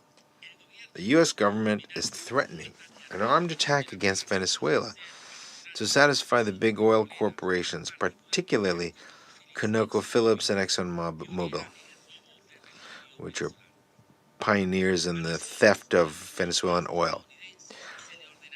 The children of American families will be ordered to risk their lives to line the pockets of oil company shareholders with billions of dollars, while thousands of Venezuelan and American families are destroyed. It is blood for oil. Blood for oil is not a noble proposition. It is unworthy and unacceptable. War for oil is a death sentence, the same one offered to Iraq, Syria, Libya, and so many others. The behavior of the U.S. government confirms a cynical phrase of the propaganda of wars for oil, which states that, and I quote, "It is unfortunate that God has placed the oil of the United States in the territory of other nations," end of quote. It's a war of plunder and pillage, with a flag taken from the pit of human values. We must emphasize that the proposal of the U.S. government, even if it fails, constitutes an attack on the entire system of international relations, and in particular on the global South, whose peoples are considered inferior by the current U.S. government. This Security Council loses its meaning if the U.S. government persists with its devastating proposal. No one is safe. No one. There are no principles to govern our countries and our peoples. Hence the importance of this body being able to fully comply with its mandate, and to this end we demand that it explicitly condemn this ongoing aggression, from extrajudicial executions to acts of piracy. We also demand that it take the necessary measures to ensure that the U.S. government withdraws its military forces, puts an end to the use of force, and lifts the unilateral blockade it has imposed on our country. And finally, we demand that a process of accountability be initiated to punish these acts and prevent their repetition. Otherwise, it will be the consolidation of a grim world without principles or ideals, governed by violence and dishonor. It will be a world without the United Nations. Let us repeat, Venezuela is not the threat. The threat is the failure to comply with international law. The world knows that if the scale of armed attacks continues, we will exercise with all determination our inalienable right to self-defense in accordance with Article 51 of the United Nations Charter. Fortunately, the future may be different. We've all seen how, despite the warmongering propaganda, the vast majority of the people of the United States reject any attempt at war with Venezuela and demand an end to the aggression, rejecting the destructive ideology of endless wars. There's no tension between the peoples of the United States and Venezuela. There is none. In Venezuela, our people are at peace, united, full of patriotic faith, determined to defend their land, their families, their heritage, their history, and their honor. The Orinoco River will always be Venezuelan. No force on earth can take away our right to exist. Mr. President, to conclude, allow me to address a few words to our people. It is an honor for us to represent here the voice of millions of Venezuelans who are in our homeland, working peacefully to defend our right to live in peace. Millions of women and men who work in the fields and cities, in factories, in schools, in hospitals, and in the Bolivarian National Armed Forces, building a dignified, independent, and sovereign nation. We must all be proud to be living through this momentous time in our history, the moment when we are defending our homeland against a foreign power arrogant enough to believe it can turn us into a colony.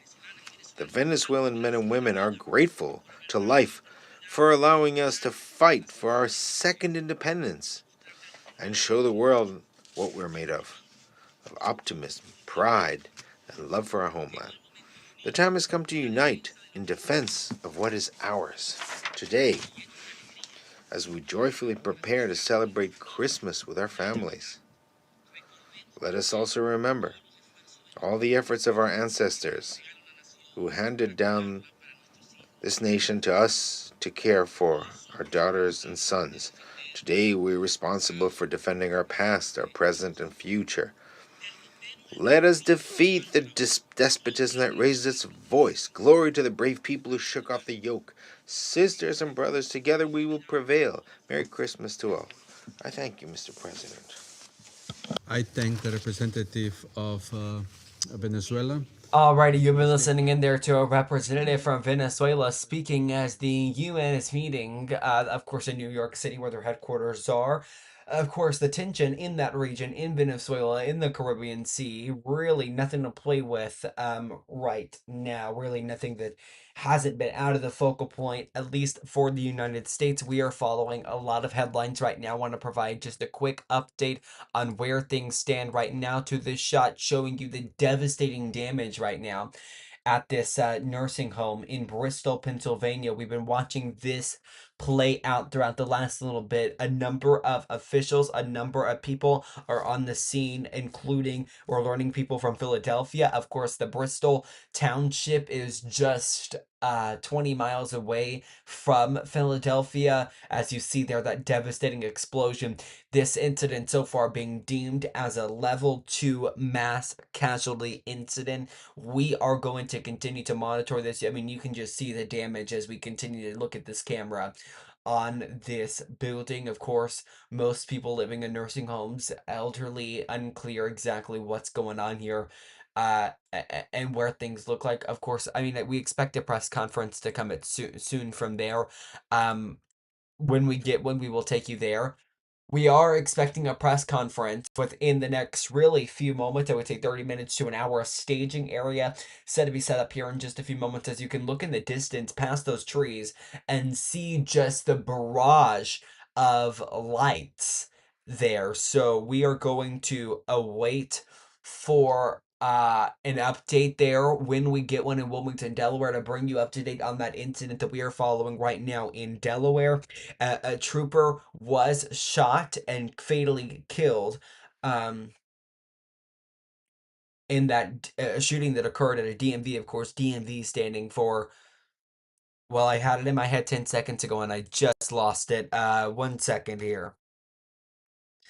This is live news. I just had Department of Motor Vehicles. Sorry about that. I just had it in my head and I lost it for just a second there. But again, at a DMV there in Wilmington, Delaware.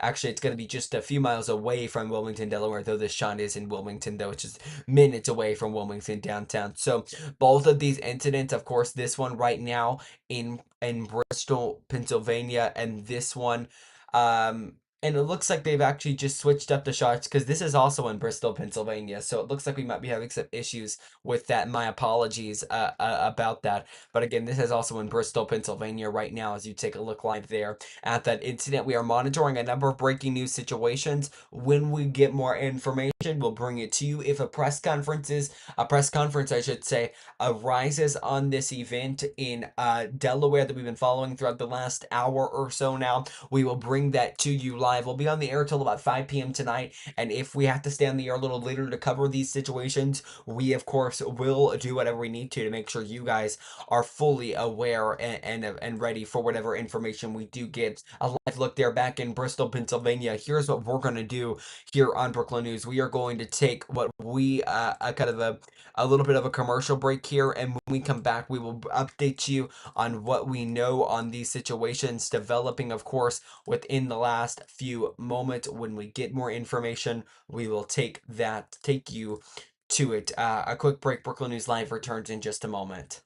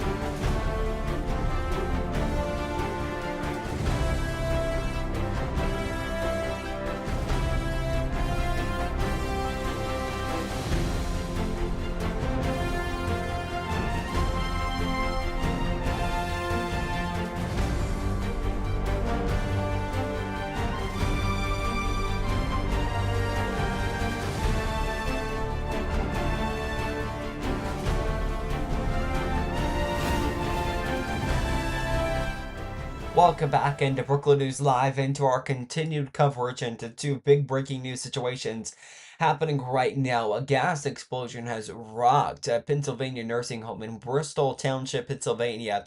We've been monitoring that situation throughout the last little bit. It's now been explained, and I hate to be repeating points here, but we're waiting for more details to emerge. But as a level 2 mass casualty incident, as multiple people are on the scene, there are multiple law enforcement people, authorities there, I should say, are on the scene. We're following that. Earlier today, also this afternoon around 2:15 p.m., I believe it was, we learned that, I should say 1:15 p.m., it will be here Central Time. A Delaware State trooper was shot and fatally wounded and ultimately killed there. And the suspect is also dead after a DMV shooting. DMV is in a place that often has long lines where you have to go get things renewed, your license renewed, etc. there, and a shooting that occurred there. We have been monitoring this situation and so much more throughout the last little bit, and it just happens that the point when we want to go to your shots that we're learning, they both have reporters doing live shots at them. So we are going to continue to follow the news, the information as we get it in, and we'll provide updates as soon as we get it. Do want to take you right now because we've been continuing to monitor this camera right here in New York City at the United Nations as the UN Security Council is continuing to meet in, again, New York City. Um, tensions are rising in Venezuela. We are going to continue to watch this and listen in here and monitor this as well. Any dispute should be dealt with exclusively through peaceful means.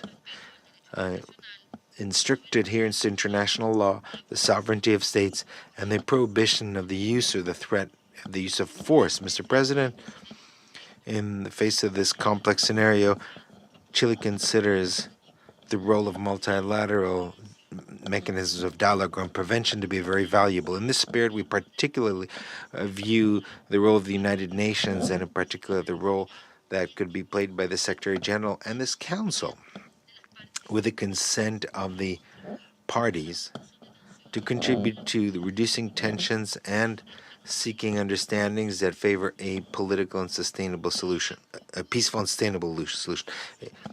Prudent leadership and the experience accumulated by our organization could be important in preventing a deterioration of the situation and maintaining the channels of communication open. Mr. President, our conviction is clear. The challenges confronting Venezuela do not have a military solution. They can only be tackled through peaceful processes that are gradual and inclusive, that consider the legitimate aspirations of the Venezuelan people and give priority to the protection of the civilian population. Chile reiterates its readiness to support constructive initiatives that point in this direction and to work together with the countries of the region and the international community for the benefit of stability, mutual understanding, and respect for the principles that sustain this organization. Thank you. I thank the representative of Chile for the statement, and I give the floor to the representative of Argentina. Buenas tardes. Good afternoon. The Republic of Argentina is grateful to the Slovenian presidency for convening this briefing. Mr. President, Argentina would like to express once again its deep consternation regarding the very grave situation in Venezuela. As we have stated in various forums, my country considers that the illegitimate regime of Nicolas Maduro has plunged Venezuela into a grave political, humanitarian, and social crisis, whose effects transcend the domestic sphere and have negative impact on stability in Latin America and the Caribbean. The persistence of impunity and the weakening of the rule of law in Venezuela, the political and institutional destabilization, and the projection of transnational organized crime all constitute a concrete threat for security in the hemisphere. Since the start of the term of President Javier Milei, Argentina has firmly condemned what has taken place in Venezuela: the lack of freedom, systematic violation of human rights, illegal detentions, and the forced disappearance of political opposition figures, Venezuelan citizens and foreigners, including of children and teenagers. Peace, freedom, and democracy in Latin America have been put at risk by a regime lacking in political legitimacy that does not allow for free and democratic elections and that disregards the sovereign will of the Venezuelan people, which has been expressed convincingly at the polls in favor of Edmundo González Urrutia, who Argentina recognizes as the president-elect of Venezuela. Mr. President, on this opportunity, I'd like to recall that Venezuela is suspended from Mercosur since 2017 for violating the Ushuaia Protocol on the democratic commitment. This protocol establishes democracy as an essential condition for regional integration, allowing for the suspension of any member state in case of a breakdown of the democratic or constitutional order, and applying automatic sanctions to protect the values and the state of law in the region. The reestablishment of democratic order and strict respect for human rights in Venezuela are essential. In this context, President Milei, during the Mercosur summit on the 20th of December, stated, "Argentina welcomes the pressure of the United States to liberate the Venezuelan people. Nor can there be any true security in Latin America while the lives and freedom and the stability of our countries are permanently threatened by drug trafficking, terrorism, and transnational organized crime. These networks are sustained and expand thanks to the protection, complicity, and connivance of regimes such as the one that prevails today in Venezuela." Lastly, Mr. President, Argentina underscores the responsibility of the international community to adopt a clear and determined position towards the Maduro regime, to demand the liberation of political prisoners, among which the Argentinian citizen Nahuel Gallo, who continues to be illegally detained in Venezuela since the 8th of December of 2024, and to ensure the return of freedom, democracy, respect for human rights, and economic prosperity in Venezuela. Only in this way will there be true peace in the region. Thank you very much. Tina for the statement, and I give the floor to the representative of Brazil. Mr. President, I'm grateful for the convening of this emergency meeting of the Security Council and for the briefing provided by Assistant Secretary General Khalid Khari. Brazil is a firm promoter and defender of the UN Charter, of multilateralism, and peaceful solution of disputes. We're also a neighbor and friend of Venezuela, with whom we share a long land border and strong historical, social, and economic links. As on all questions dealt with by this council, the imperative principle guiding its action should be the UN Charter of the United Nations, in particular its principles and provisions on international peace and security.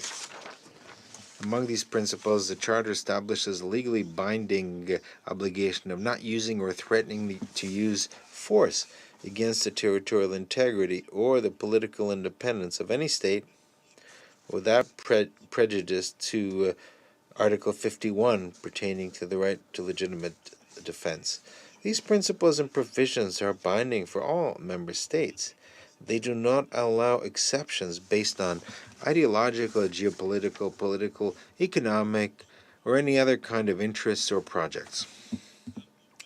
Nor do they admit exceptions related to complaints or claims of one state against another that should be resolved peacefully, including by turning to the International Court of Justice, which is the main judicial organ of the United Nations. They're also incompatible with the charters. Any disruption in international commerce by a member state through the use or the threat of the use of force without the due and formal authorization of this. Alrighty, so we will continue monitoring this situation as we again. The UN, they're discussing some new news that we're just getting in. We do want to go right now over to California, where we are getting in some new information about a 9-year-old who has been missing. Now she's been found. Here's a authorities update. Of Ashley Buzzard, while others focused on the painstaking collection, analysis, and verification of physical, digital, and forensic evidence. That sustained effort was critical in bringing this case to where it stands today. Throughout this investigation, our detectives faced deliberate efforts to prevent them from finding Melody and uncovering the truth. Despite those attempts, their focus never wavered. They remained disciplined, methodical, and relentless in their pursuit of the facts. Whenever obstacles were placed in their path, they overcame them. When cooperation was withheld, they relied on the evidence. Their commitment did not falter, and their determination did not fade. They followed the facts wherever they led, and that ultimately is what brought clarity and resolution to this case.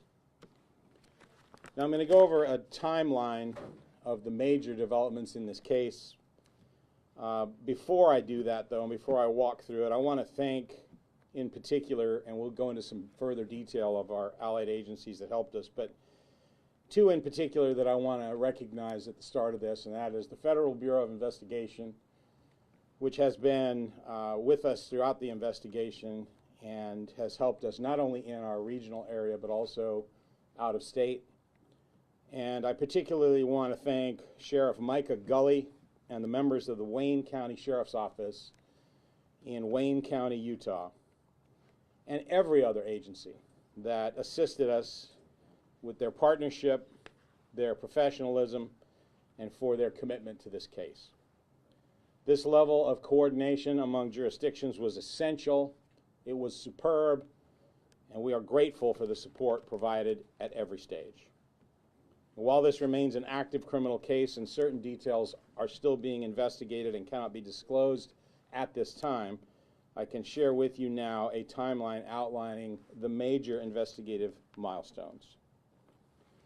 October 14th, 2005, a school administrator reported Melody's prolonged absence from school. Deputies responded to the family's residence in Lompoc, where her mother, Ashley Buzzard, was contacted.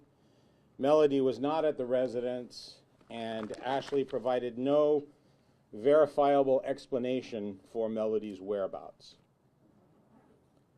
October 15th, 2025, detectives served a search warrant at the Buzzard residence in the 500 block of Mars Avenue in the Lompoc area, looking for evidence pertaining to Melody's whereabouts. Subsequent to the search warrant, it was determined that Ashley had recently rented a car, and video surveillance images were obtained showing Ashley and Melody at the rental car office, both of them wearing wigs in an apparent attempt to conceal their identity. These images were shared with the public on October the 22nd in an attempt to obtain additional information about their whereabouts.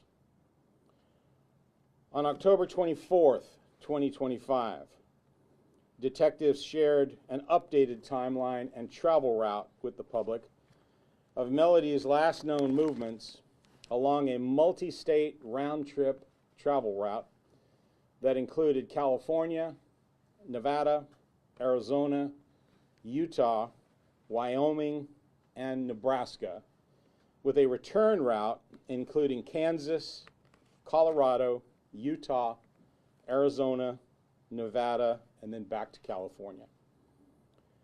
Detectives learned that along this trip, Ashley switched the license plates on the vehicle she had rented to a New York plate and found out that she would back her vehicle into gas stations in an apparent attempt to avoid detection by their surveillance cameras. Melody was last seen on video surveillance with Ashley on the Colorado side of the Colorado-Utah border on Thursday, October 9th, 2025. And detectives now believe that Melody was murdered shortly after that stop. On October the 30th, sheriff's detectives, along with the FBI evidence response team, responded and served follow-up search warrants at the home of Ashley Buzzard, as well as for a storage locker that she had rented and upon the car that she had recently rented as well. During the search of the Mars Avenue residence, an expended cartridge case was recovered. During the search of the vehicle, a live round of similar ammunition was located. Detectives submitted the expended cartridge case to the Bureau of Alcohol, Tobacco, Firearms, and Explosives for inclusion in their national database called NIBIN, the National Integrated Ballistic Information Network. December the 6th, 2025, members of the Wayne County Sheriff's Office in Utah responded to a call from a man and a woman who were taking photos just off the 3300 block of East State Route 24 in a remote part of Wayne County, Utah. This couple had discovered the decomposed body of a deceased person off of the side adjacent to West Caneville Road. On December 8th, 2025, a member of the Wayne County Sheriff's Office notified the Santa Barbara County Sheriff's Office of the discovery of the unidentified found body. Although immediate identification of the deceased person was not possible, it was apparent that the decedent was a female who had died from gunshot wounds to the head. December 17th, 2025, the Bureau of Alcohol, Tobacco, Firearms, and Explosives examination of cartridge cases found at the Utah crime scene resulted in a NIBIN hit, linking them to the single cartridge case that was found at the Buzzard residence. On December 22nd, yesterday, the FBI Crime Lab notified our agency that DNA analysis had determined that the remains found in Utah were a familial DNA match to Ashley Buzzard. Today, December 23rd, 2025, members of the Santa Barbara Sheriff's Office and the FBI served search and arrest warrants at the Mars Avenue residence and arrested Ashley Lynn Buzzard for the murder of Melody Buzzard. Ashley was taken into custody without incident, and she was booked at the Northern Branch Jail for first-degree murder, where she is currently being held without bail. While these developments represent important steps towards holding Ashley Buzzard accountable for the murder of her daughter, they do not diminish the profound loss that we are acknowledging today. Because this case is now moving through the court system, there are limits on what additional detail we can share publicly at this time. At this point, I'm going to ask Lieutenant Chris Gottschall to recognize the personnel and agencies whose work in our region was instrumental in this investigation. Alrighty, you've been listening in there to an update on an investigation that's been going on for some time now. 9-year-old Melody Buzzard's remains were recovered in Utah. That comes after 2 months of her being missing after she went missing. You see there the announcement there coming from the Santa Barbara County officials in California that Ashley Buzzard, the mother of Melody Buzzard, has been taken into custody.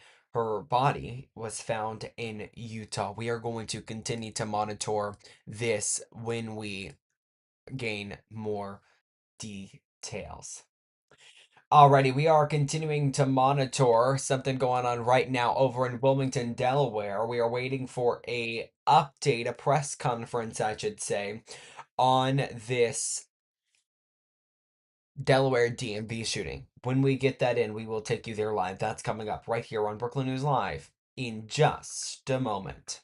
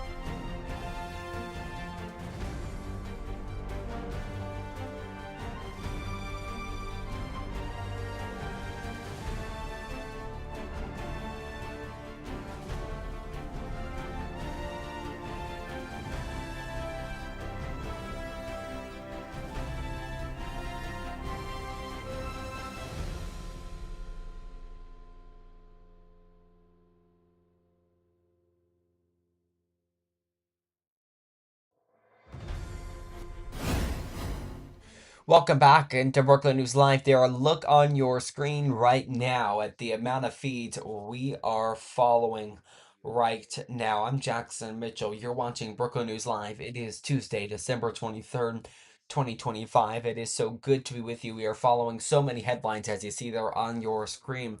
We'll go one by one, talk about what these feeds are about that we're watching, beginning first with Los Angeles, California. We've been watching this feed as the day has gone on. A look at traffic. It appears to have dwindled substantially compared to what we saw a little bit earlier in the day. As people head out for the holidays, we've been watching that. AAA projects over 120 million people to head out over this period between Christmas and New Year's, so we've been following that throughout the last little bit.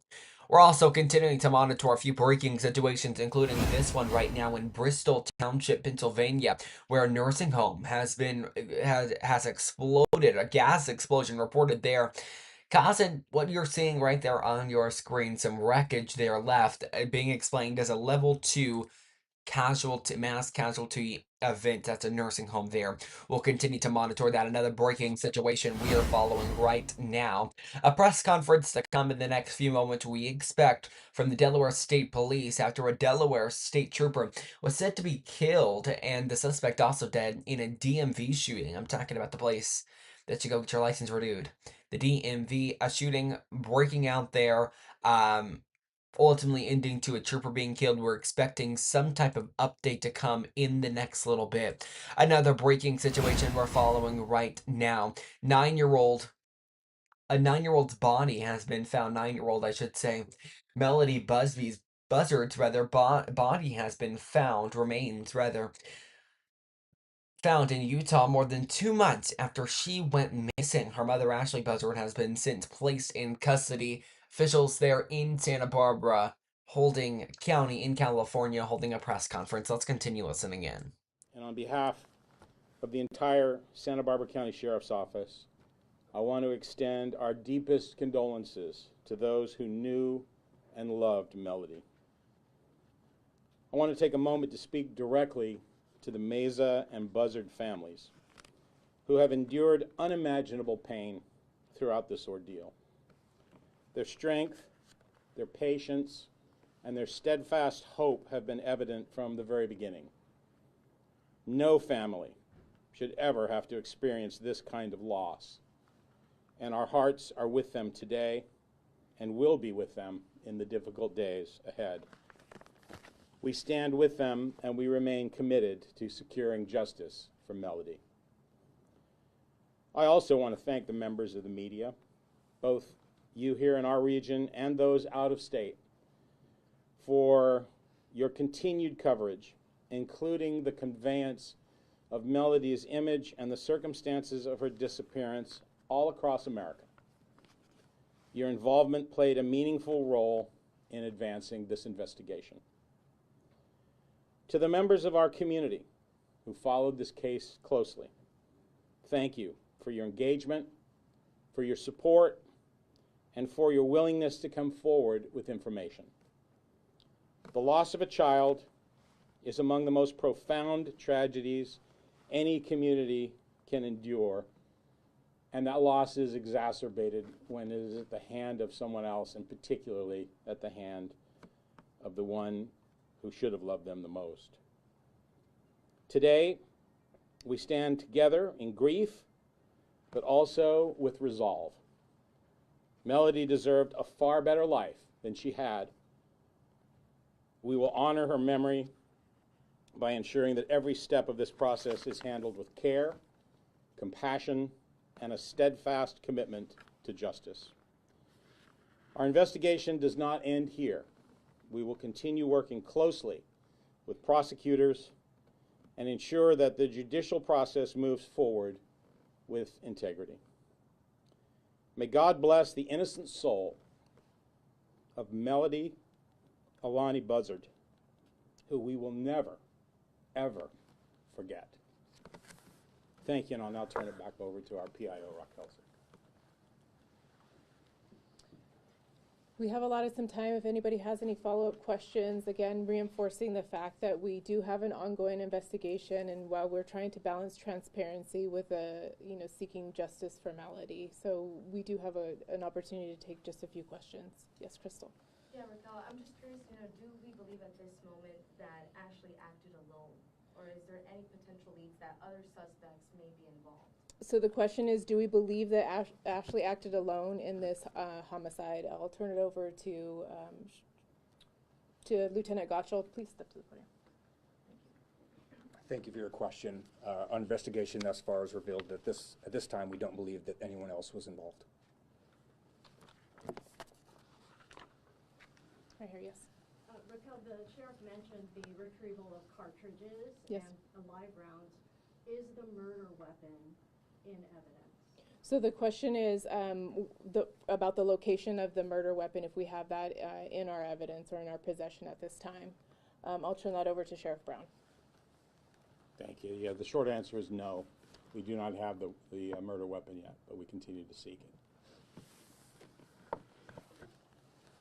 I'll come back to you for your follow-up question in just a moment. Go ahead, yes? Will this case be tried in Santa Barbara County or elsewhere? Okay, so the question is where this trial will take place. I believe Sheriff Brown will have a response for that. Yes, the plan is that this trial will take place here, since the intent was believed to have been formed here in our county prior to going on this road trip and committing the actual crime. So we're going to have room for just a couple more questions. I'll volley back here. Yes? And for any of you, I know early in the investigation, investigators had been out in those various areas along the road trip. Had that area in Wayne County been searched at all? So the question is if investigators on their initial routes had been through that area of Wayne County. I believe you're asking if we'd specifically probably been to the scene of the crime. Yeah. I'm going to refer to Lieutenant Gottschall for that. Thank you for your question. We've been following a ton of leads, looking at a lot of different data and information. It is an expansive area of the United States that we were researching, and unfortunately we didn't have specific location information until recently. Thank you. Yes? When can we expect a mugshot of Ashley to be released? I'll have you email me privately on that. We'll proceed with that. We'll take one final question here, and then that'll be a wrap for us. Yes? Is there a motive that you can share with us at all? The question is to a motive. If we have one established, I'll have Sheriff Brown cover. We have not established a motive at this point. We have obviously established that it is what's known as a filicide, the slaying of a child, in this case a maternal filicide. And there's been a lot of study and a lot of discussion about that and what motivates people to do that. But as far as an actual direct motive, we haven't established that yet. A very quick follow-up. I know that Ashley, you had described her as uncooperative throughout the investigation. Can you describe her demeanor now? Has she spoken or confessed in any way? Can you talk about her demeanor now? Yeah, I can tell you that as of this morning, no, there was no change in her attitude and her demeanor. So uncooperative. Uncooperative. Thank you all very much for coming out and for being patient with us. Alrighty, a press conference there just held there in Santa Barbara County in California. Of course, a California mother now in custody after the body of her daughter has been found in Utah. The investigation still going on. They say the trial's going to still occur here, even though the body was found in Utah. So that press conference there just wrapping up. Let's take you out live right now to the United Nations. They are continuing to meet right now. We are continuing also to wait on a few developing situations happening. Of course, those two, the explosion and the shooting, in one in Pennsylvania, one in Delaware. We're waiting for updates to come in on that. When we get them, we'll bring them to you. We're expecting a press conference, at least in Delaware, in the next few moments. In the meantime, though, the United Nations holding this of the UN Charter, such as the meeting.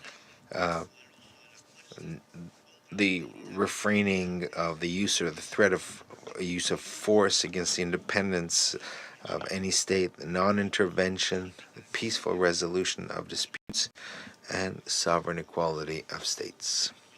Mr. President, the Venezuelan people want peace. We demand that the dignity and sovereignty of their country be respected, their inalienable right to commercialize their natural resources freely, and we request that all unilateral coercive measures that are illegal be immediately ended. They undermine the stability of the region and constitute collective punishment prohibited by international law. Nicaragua joins the appeal of the constitutional president Nicolas Maduro Moros and the conscientious leaders of the world to condemn these acts and to activate all relevant multilateral mechanisms to investigate, punish, and prevent these actions of economic piracy and aggression. The Security Council of the United Nations, the UN, has an obligation to protect international peace and security. It cannot be a passive spectator of the pillaging of a nation. Nicaragua knows that the unity of peoples is more powerful than hegemonic ambitions. We have a political and moral obligation to build a world that is safe. We will stand side by side with our Venezuelan brothers and sisters to protect their homeland. Venezuela is not alone. To conclude, we want to reaffirm that defending the sovereignty of the United Nations of Venezuela is defending the Charter of the United Nations, the principle of non-intervention, and the self-determination of all peoples to build their own destiny without foreign coercion, without threats, or the use of force in international relations. Thank you very much. I thank the representative of Nicaragua for the statement. The representative of the United States has asked for the floor to make a further statement. Thank you, Mr. President. The illegitimate Maduro regime has displayed little to no political will to counter drug-related threats and curb drug trafficking in Venezuela. In fact, it has facilitated the illicit production and distribution of narcotics, creating conditions that have allowed drug traffickers and other transnational criminal organizations to operate with impunity. It is necessary for the national security of the United States to act aggressively against these narco traffickers, as traditional drug interdiction methods have proven ineffective at stopping the flow. The United States will continue to take decisive action to weaken the illegitimate regime and deny Maduro and his cronies access to illicit revenues. This includes profits from the sale of oil. As Secretary Rubio said just last week, the goal here is to bring security and stability to the hemisphere, to the region we live in, which has not received enough attention. To bring the elements of American power to achieve that, to do it in partnership with as many countries as are willing to work with us in that regard. That's the goal. And with that, I thank you, Mr. President. I thank the representative of the United States for the statement. The representative of Venezuela has asked for the floor to make a further statement. I believe, sir, you made a very clear your messages in your lengthy statement before, so I'll give you one more time, but I will ask you if you can be short. Thank you. Muchas gracias, señor presidente. Thank you, President. The government of the United States of America is stubborn in its intention to ignore international law and to lie with regard to Venezuelan legality. What does a Venezuelan ship have to do with drugs? Nothing. And it is even absurd to think that oil revenues are being used to finance drugs. It's complete madness to repeat this, and this is only magnified by propaganda. The United States claims to fight against drugs, and yet has pardoned the biggest trafficker of drugs of of Latin America that was in prison in the United States and that trafficked some 400 tons. And he was pardoned. That is the fight of the United States against drugs. The government of the United States is doing nothing to stop its massive public health crisis when many of the drugs that are sold in the United States are manufactured by laboratories within the United States. Many of the major pharmaceutical corporations, even when they say that fentanyl is a weapon of mass destruction, the idea is to copy a line that is actually copied from the invasion of Iraq when weapons of mass destruction were invented to fool the public to accept a armed attack against Venezuela. What we've seen here is that the government of the United States does not have jurisdiction over the Caribbean when it states that it will work with the countries of the region to deal with the problem of drugs. Well, it ignores them and tries to impose its power in international waters by killing innocent civilians. That is not the combat against drugs. The use of military forces against innocent civilians is not combating drugs. Most importantly, the smokescreen has fallen when it has stated that it wants the entire Venezuelan oil industry. Mr. Stephen Miller stated that to return our lands, our minerals, our oil. What does that have to do with drugs? We're talking about pillaging, looting, recolonization of Venezuela. This is a conquering of the entire continent. It's the Monroe Doctrine, which we thought ended 150 years ago. Mr. President, all those present here, we are facing a massive violation of all international laws and immoral and indecorous purpose that we cannot support. Let us stop the lies. Let's work on the basis of truth and diplomacy. Thank you. I thank the representative of Venezuela for the statement. There are no more names inscribed on the list of speakers. The meeting is adjourned.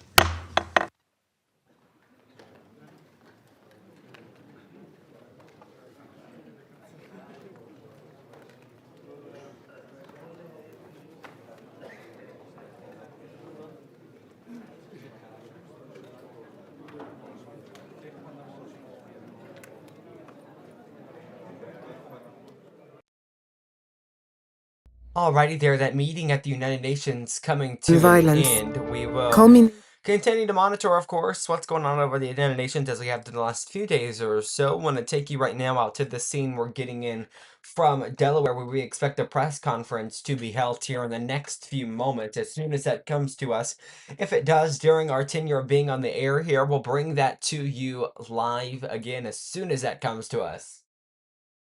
Okay, we are going to take you also to this feed here in Bristol, Pennsylvania, where that explosion occurred at that nursing home. When we get an update from there, we'll take you there live as well. A quick break. Brooklyn News Live returns in a moment.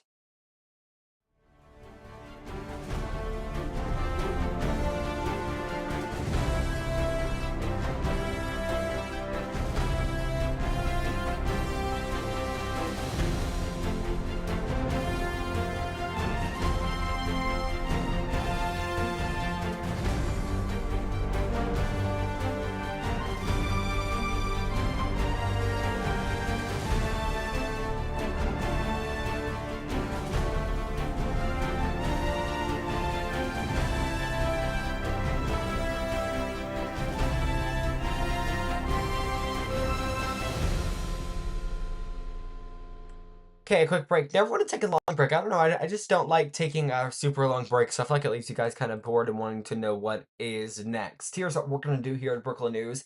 We understand that these events, of course, matter so much to you. We're going to keep covering them. If there's a major development in the Delaware or the Bristol, Pennsylvania situations, we'll bring them to you over on the Instagram. It's scrolling right now at the bottom of your screen. I'm reading it for you at Jackson Mitchell BN. Follow me there. We are going to wrap up our coverage for the day, though. This has been an eventful edition of Brooklyn News Live for the last about, 2 hours, 35 minutes or so we're approaching. Thank you for joining me. If you, again, want updates on those two developing situations that we are continuing to follow, I'll rewrap really quickly here where those events stand right now. That's live in Bristol, Pennsylvania, where the nursing home explosion happened, and then in Wilmington, Delaware, we are waiting for this press conference to occur. As soon as details come about, we will take you there live. We will bring those details to you on my Instagram story. That's where I'm going there.